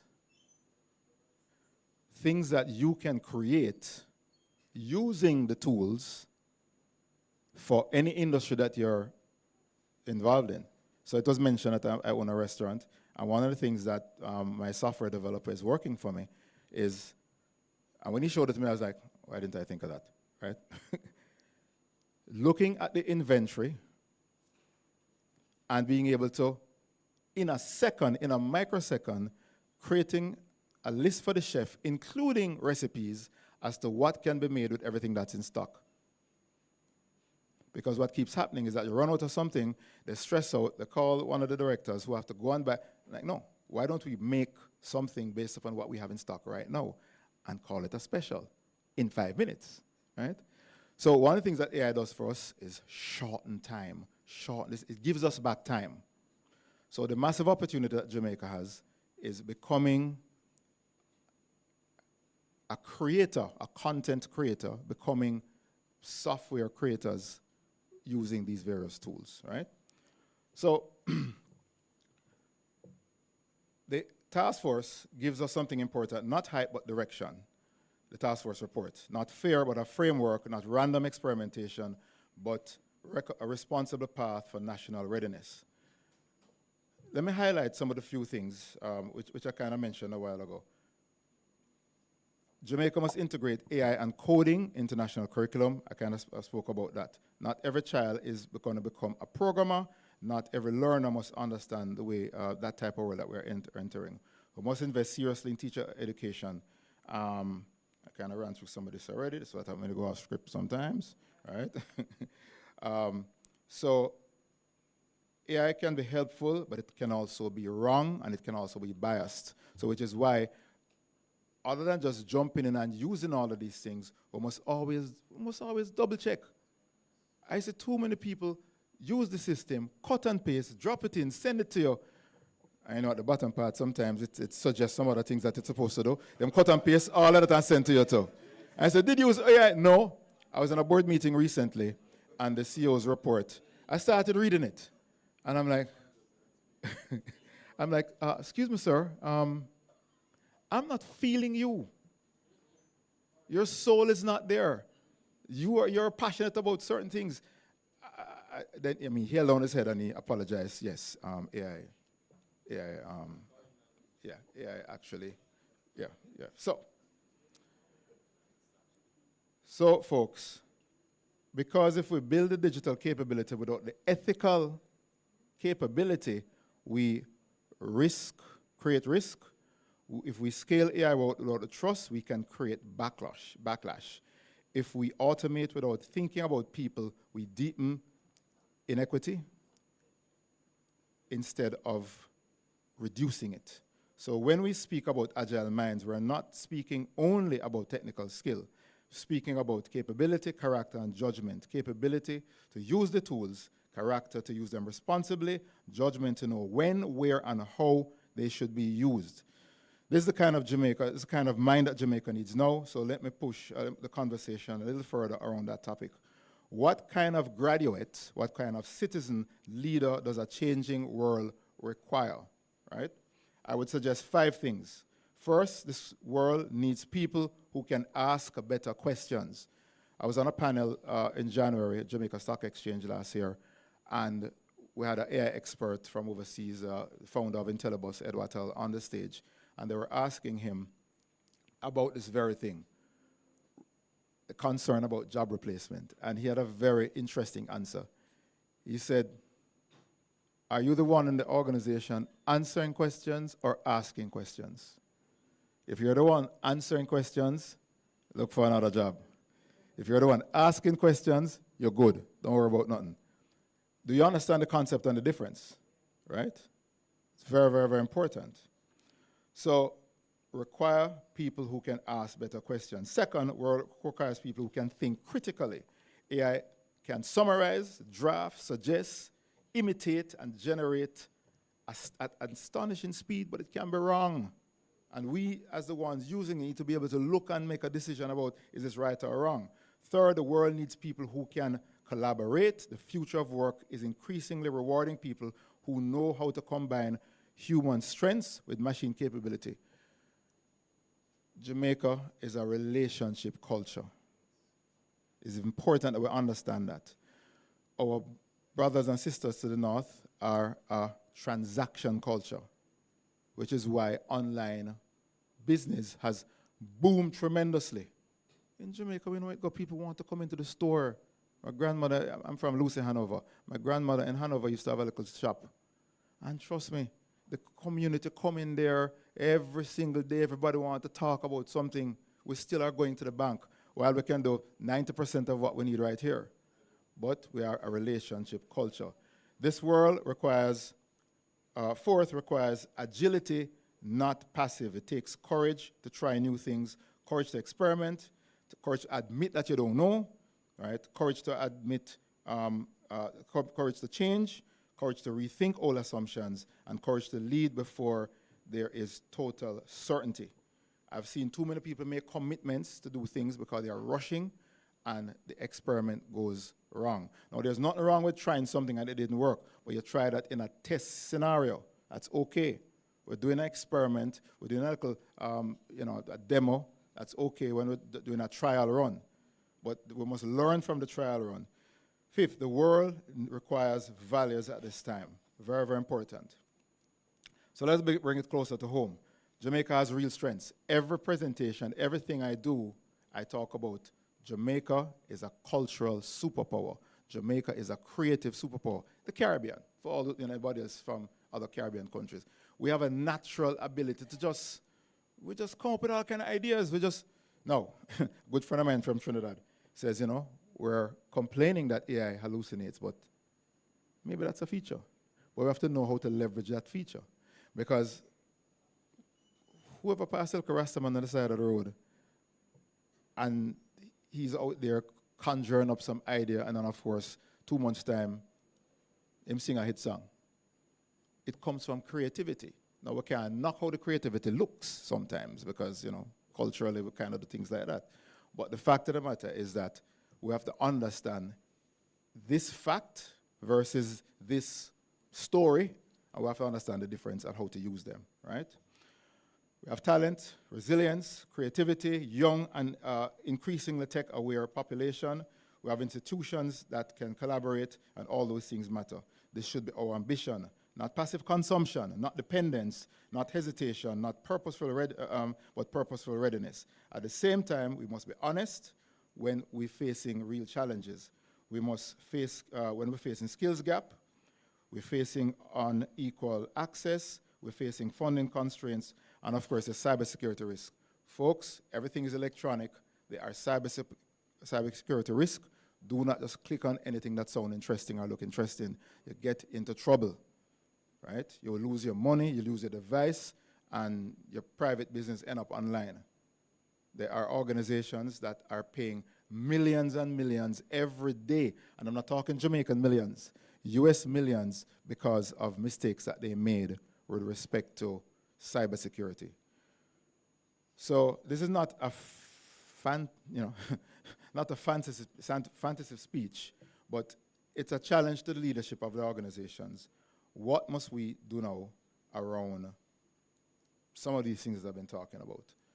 And I hope that people can see, okay, I did that word require already, Jamaica's strengths. I'm not following up my clicking with the slides, but I will send the slides to the team, and so the email can go out, and I think it'll always be available online also.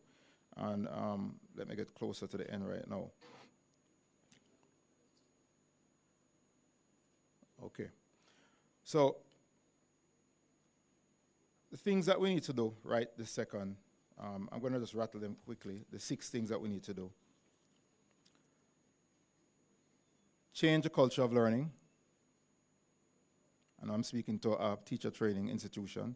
Change the culture of training. Second, we must support our educators. We cannot place full weight of transformation on the teachers and lecturers while leaving them unprepared and unsupported. Right? Very, very, very important. If we want agile minds, we need agile teaching cultures. Third, we must rethink assessment.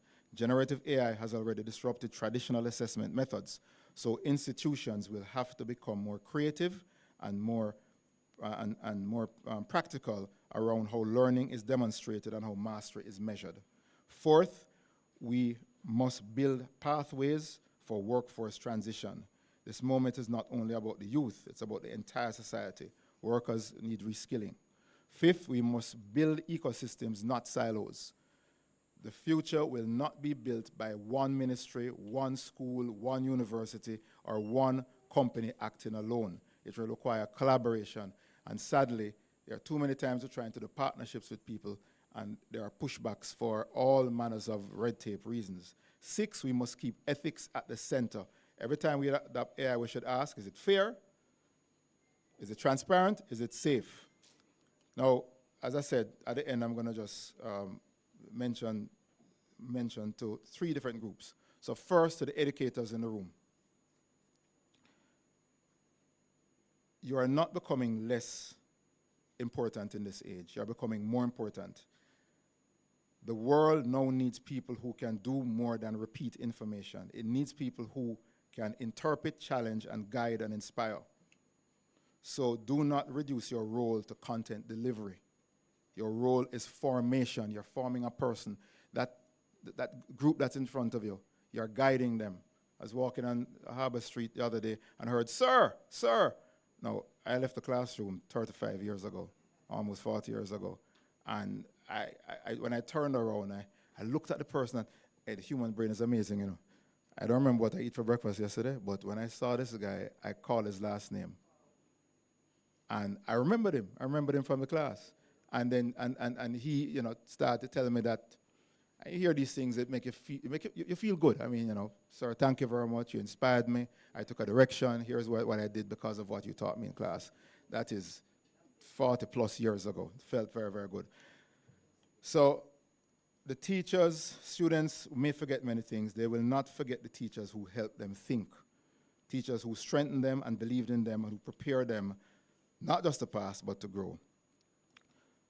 Second, to the students and young people, use these tools, learn them, explore them, experiment with them, but do not let them make you lazy. Do not use AI to avoid thinking, right? Use it to deepen thinking. Do not use it to fake competence. Your advantage will not come from merely having access to AI. Millions of people in the world have that, right?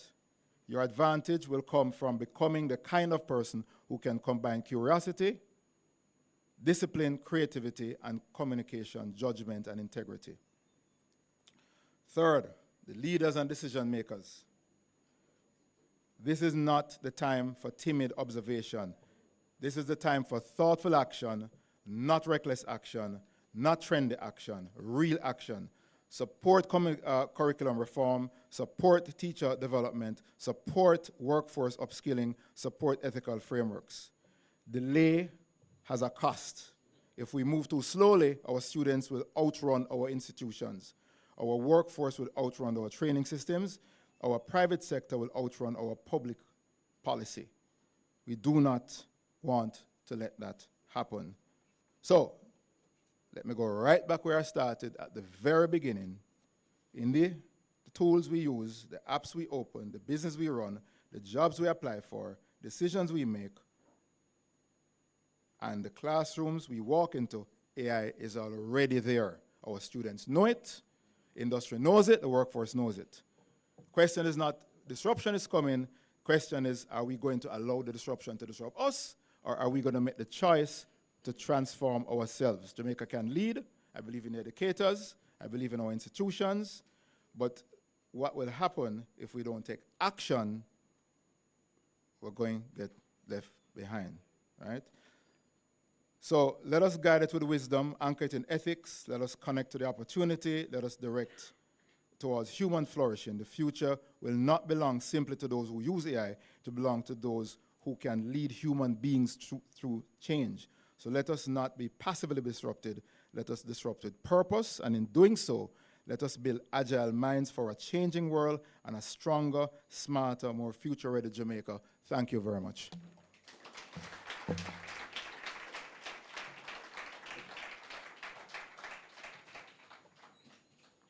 think I ended exactly on time. Another round of applause for Mr. Record.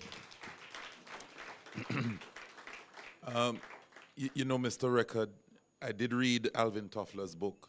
I think it's called Future Shock. And that was produced in 1975, if my memory serves me right. And he was profound when he said that the illiterates of the 21st century, over 50 years later, and look at us today, interrogating AI in the age of disruption.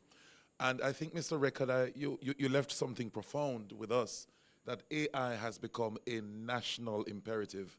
Dr. Troop, as a school leader, I am reworking my strategic plan to embed AI as part of school administration now. So we are moving in that direction, Sir Record. I'm imploring school leaders, download those policy recommendations and begin to put those in motion. One more time for Mr. Record. Thank you so much. I'm going to open the floor for questions. The time is very, very limited, but we can't have a smashing world-class lecture like this and don't open for question. And I'm sure maybe a student or two, lecturers maybe want to ask questions. Are there any questions? Any questions?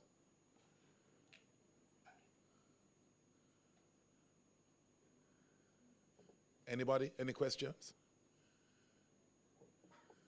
Maybe I should ask my question then.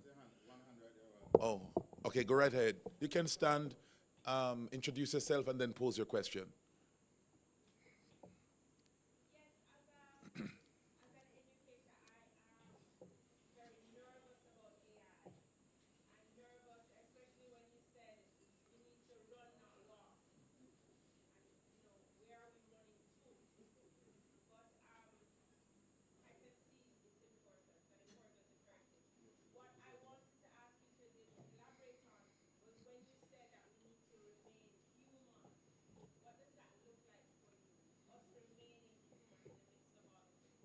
Good.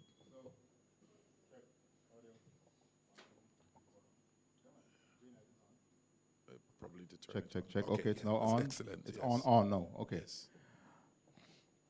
Run, not walk is a message to the institution to start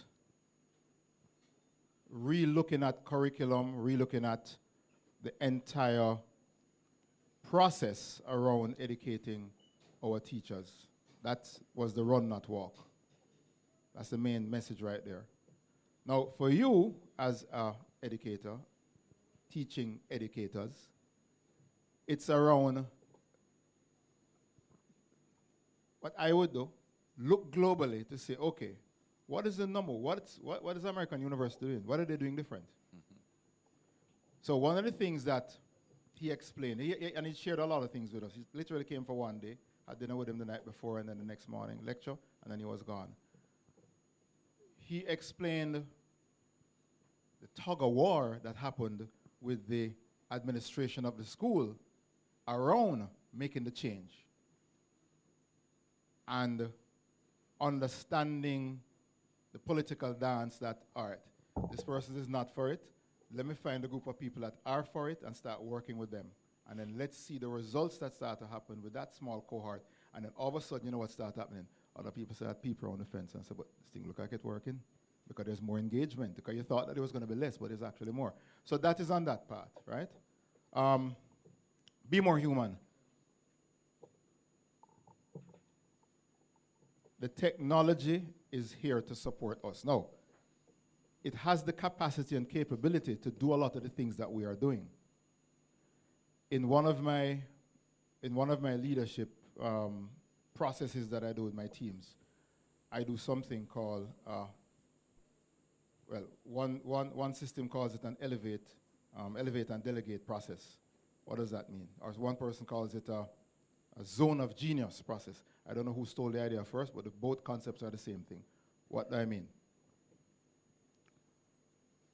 There are 20 or 30 or 40 processes that you do in your job every week. There are some of them that you hate, and you don't do it so good. Some of them that you do it good, but you wouldn't mind if somebody else did it. And then there are some that, hey, I'm good with this. And there are some of them that I am the greatest in the world at this. No guy can test me. Right? The two bottom part, because it's actually, so what I did with my entire team, I handed everybody two pieces of paper. First piece of paper, you do a complete inventory of everything that's in your job. Everything. And then you break it out into 4 boxes. And then what we eventually did is like we started pairing up people together, because what this person hates over here, this other person over here loves.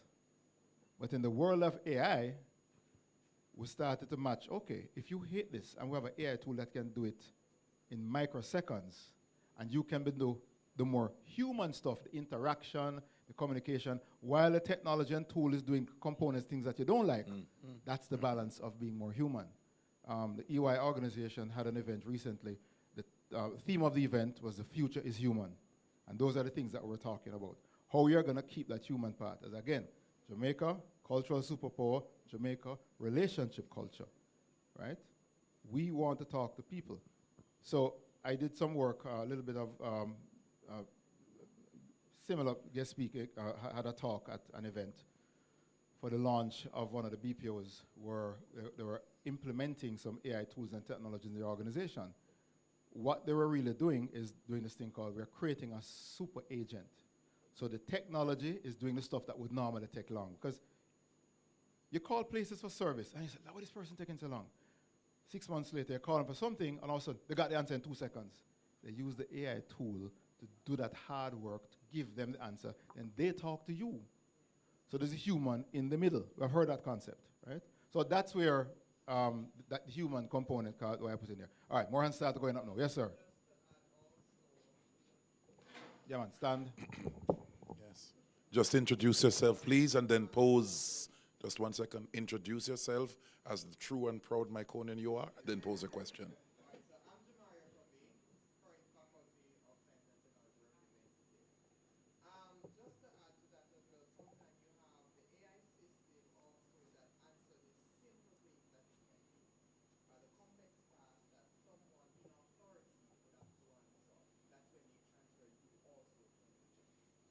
Correct.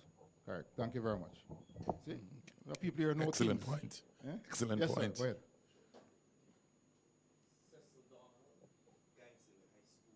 Principal, Geisel High School. No, I'm your junior, yes. Come to Geisel all the time with Dr. Broderick. Thanks. No, I recognize much was said to us educators and indeed to our teachers in training. But I recognize also the important link here. If we are going to really embrace AI, it's a stakeholder involvement. The Ministry of Education, teachers, and indeed the parents. So we spoke with two groups.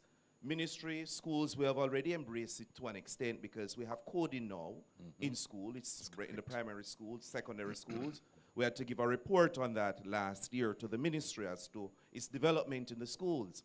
But there's a major pushback that we are finding from our parents, especially now with the AI policy in schools and that from CSEC. Parents are pushing back with regards to the children's responsible use of AI. How do you speak to parents since you spoke to us? It's a tough one. That's a hard one.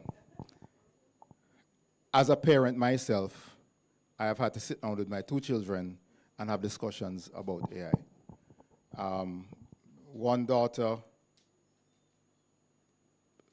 is how I discovered this condition called ADHD and attention deficit. And we had deep discussions about her use with AI. My other daughter is at Upper Six in Campion, and they actually have an AI policy around responsible use of AI, but they also have categories. So you have a class 1, class 2, class 3, I don't remember how they categorize it, but you have areas in which, okay, full AI is allowed here. You can just ask a question here. You can just summarize here. So it depends. It's a hard one because, folks, we need to remember that. Has anybody seen the meme? You ever see the joke that people put out there? Who wants change? Everybody put up their hand. Who wants to change? Everybody put on their hand. Right? So they want the results of the change. They want to say, government do this or the community do this or whatever. All right, can you do this for me? Can you contribute? No, boss. Everybody gets in. So it's a. I grew up, as I said, Lucy Hanover. One of my grandmothers was the organist at the Seventh-day Adventist Church. I lived next door to the church. Why do I bring that up? The church community has a part to play. But guess what? Some of those members are not very positive about anything with technology at all. Now, when I have the ears of some of those, I have to remind them that, well, your history has created a lot of this. And people always get pushed back as, what am I talking about? So folks, you've heard the saying, nothing new under the sun, right? So how can I summarize this as quickly? Because it's a long story, I need to summarize it. My wife is watching now, she's probably throwing something at the screen. So, there was one time in history where you only got information from the elder. Because nobody could read or write, only the elder could read or write. Cut out a lot of the middle part, something called the printing press was created. Do you know how much rejection and pushback for hundreds of years in some instance? Do not touch that. Because all of a sudden now, you're going to have the knowledge, you're going to have the knowledge, you're going to have the knowledge. No, it's only him must have the knowledge. And we go to him for the knowledge. Only the clergy. So I'm using that as a long story to say that we need help from everybody around the parents and the communities, right? So I actually have a project that I'm putting together to go into communities to share about how we're using digital tools. And sometimes even the name matters, because, folks, let me just, as somebody who's been in the IT industry for years, every 5 to 10 years, a new piece of technology come up that is the latest hit thing, and we all jump on, and guess what? So AI is now it, right? 80% of the things that we had other names for 10 years ago, we call all of it AI now. From it automatically do this is AI. But we have to do a little bit of education and information, and we have to do it simply and quickly, and do some demonstrations to make people to understand that this thing is not, if used properly, in the right way, is not hurting. But yes, if your daughter or son is in the room in the corner, doing all the homework on AI, and then cutting and pasting and dropping it in the system, and then sending it in as their work, which is why the method of assessment must change. My friend, Dr. so Craig Peru up at university, has changed his entire system of performance recognition, bringing AI into the classroom and having everyone use AI. How good is your prompt? Let me see what you can come up with. How do we ensure that it's not hallucination? How we ensure that within the research? How we create good papers? So we have to change that. So that's some work that's for us to do. Yes. Well, thank you for being here. PS has to go. Madam, thank you for being here. Thank you so much. Are there any other questions before I close off and move to the presentation? Any other questions? Any other? All right, you sound like you're good. You get off of the hook. Thank you so much. I'm going to invite Dr. Claudette Morris to step forward, and to make a presentation to Mr. Record.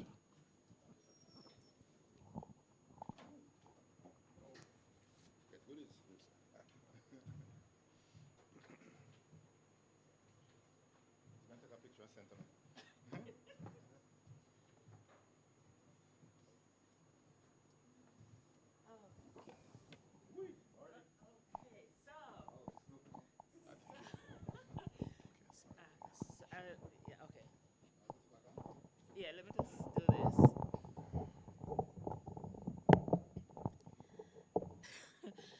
Okay, Mr. Record, thank you so much for your insightful presentation, informative as expected. So, okay. Yeah. So, I know that you're a wine connoisseur. So, you know, we said now, well, you know, we had to now go to AI. Okay. And said, you know, we have this very resourceful person coming to give us this talk. We want to give him a little, you know, token of our appreciation. We want to give him something that he'll be able to use. We said, you know, this man is a wine connoisseur, but we're a little bit of an under-budget organization. So how do we proceed with this? So, you know, AI said, well, listen, you're under budget, so, well, you have to now think differently. Exactly. Cannot really go give this man a bottle of wine that you can't afford. So now what else could you do? So it said, well, listen, give the gentleman a nice package that he'll always look at and remember you by. So we said, okay, we can go with that. But what we'll also do, we'll still give him a little bottle of wine to let him know, well, you know, understand that we were thinking of him in that light, but not to judge us by the content. Yeah? So we said, we want you to remember us. Woo. So we have engraved this with your name. This is our logo right here, yes. And our organization, Jamaica University College Alumni Association. Yes, fantastic. Right? So when you have it there and your friends come, you said from that great institution, the Jamaica, they gave this to me. Yes. Right? So let me just share a little bit. So we have your little stuff in here that you're going to use today. And so we just put a little thing here just to say. Yes. I mean, as I glance at the bottom, I know the bottom. Thank you very much. That's it. Okay. Thank you very much. Greatly appreciated. Yes. Thank you very much. And I love the fact that you use the tool to do the research. Yes. That's right. Thank you very much. Yes. So I'll give you the box to package it when you're ready. Okay. All right. Thank you so much.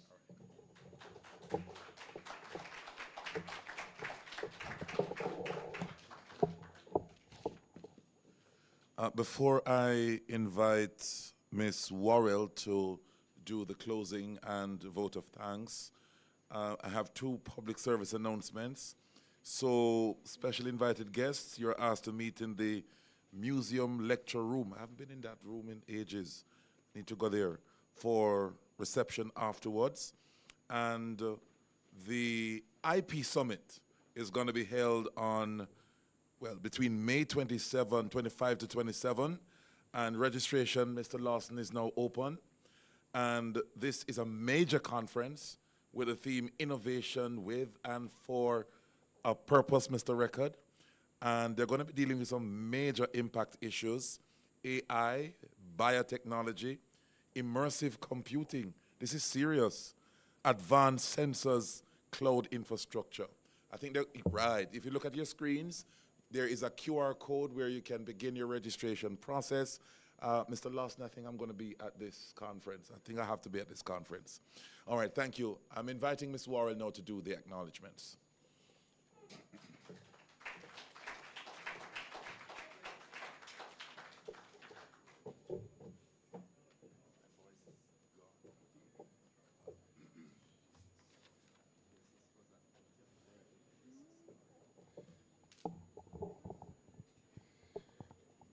Distinguished guests, ladies and gentlemen, good evening.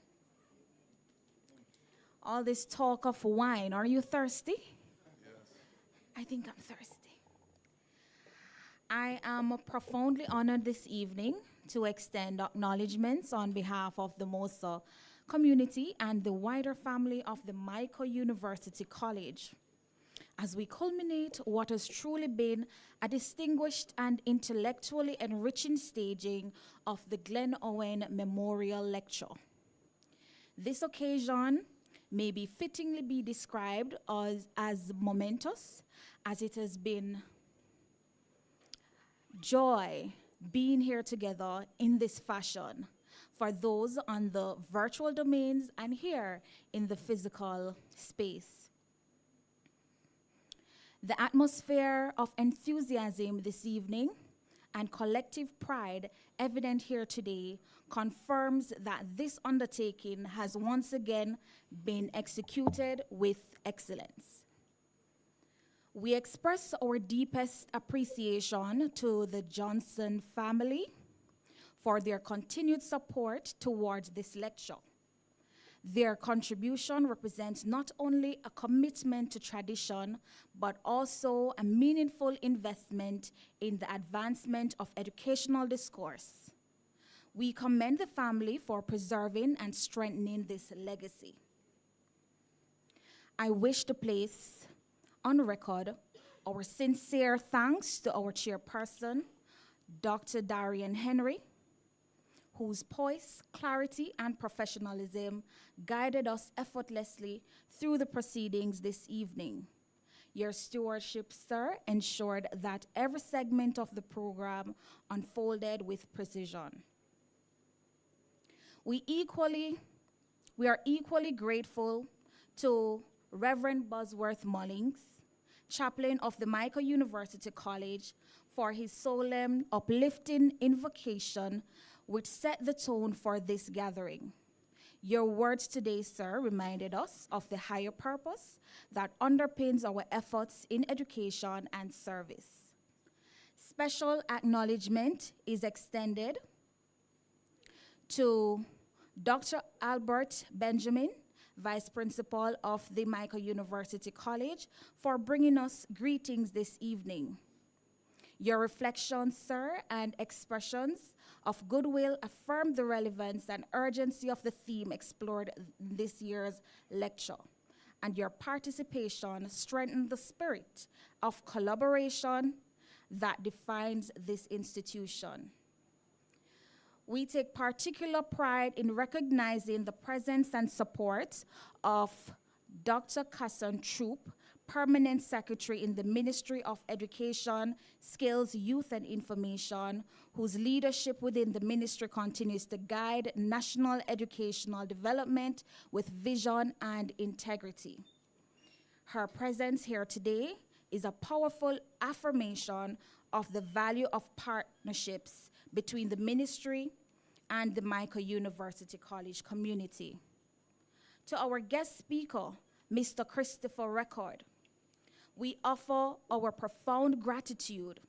Your presence was both scholarly and thought-provoking, demonstrating depth of research, clarity of insight, and a genuine commitment to advancing meaningful dialogue with the field of education. Your contribution has undoubtedly enriched this year's lecture. We also extend heartfelt thanks to Ms. Candace Blythe for the musical interlude which brought balance to this evening's proceedings. Her performance added warmth and refinement, enhancing the overall experience. I must also recognize my dedicated team for their efforts, that is the Education Committee of MOSA, that worked collaboratively along with the steadfast support of the executive members. And at this time, I'm gonna ask that my team stand so that we can all see their faces.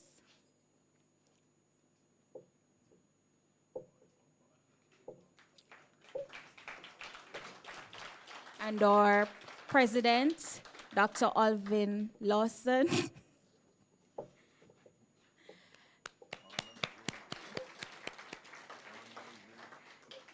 Thank you. I also extend sincere thanks to the ushers whose quiet diligence contributed significantly to the seamless execution of this event. Special commendation is due to the Information and Communication Technology team for their technical expertise in ensuring that this lecture was delivered with highest standards of production. If I've forgotten to thank anyone, please accept my deepest apologies. And as we come to a close, Mr. Darian, we're going to have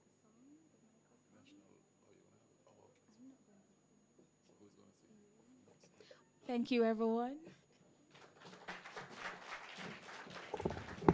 Thank you.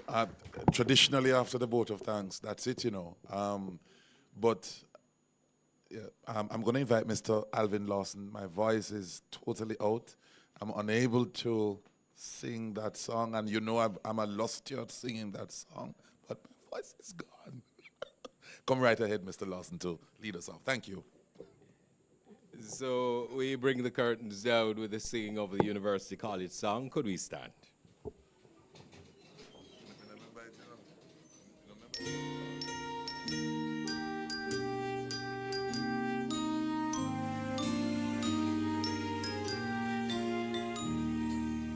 Let us remember the names of our founders, honor and laud them, acclaim and revere.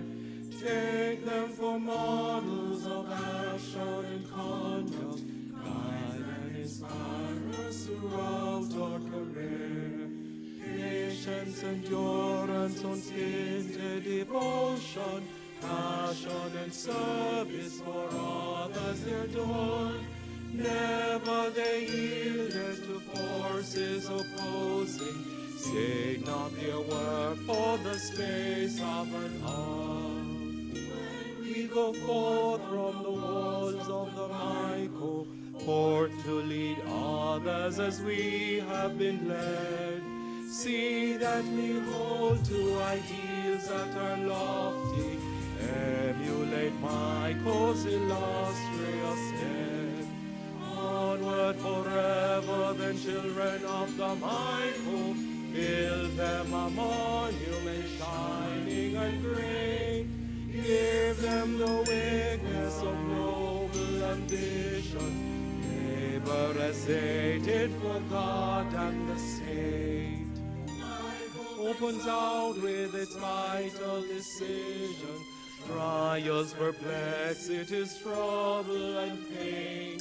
See that we lose not the hopes and the vision, breathe not the spirit of Michael in vain.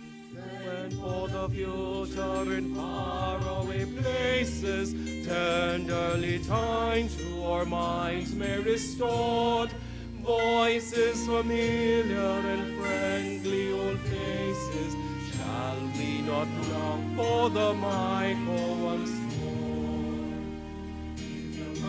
With your mind, with your mind, with your mind, with your mind. What your hands find to do, that's the way.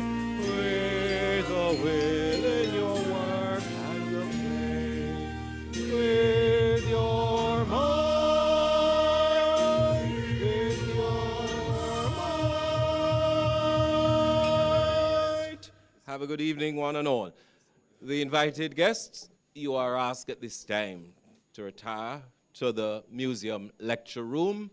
The others will partake of their refreshment here in the Enos Natol Lecture Theatre.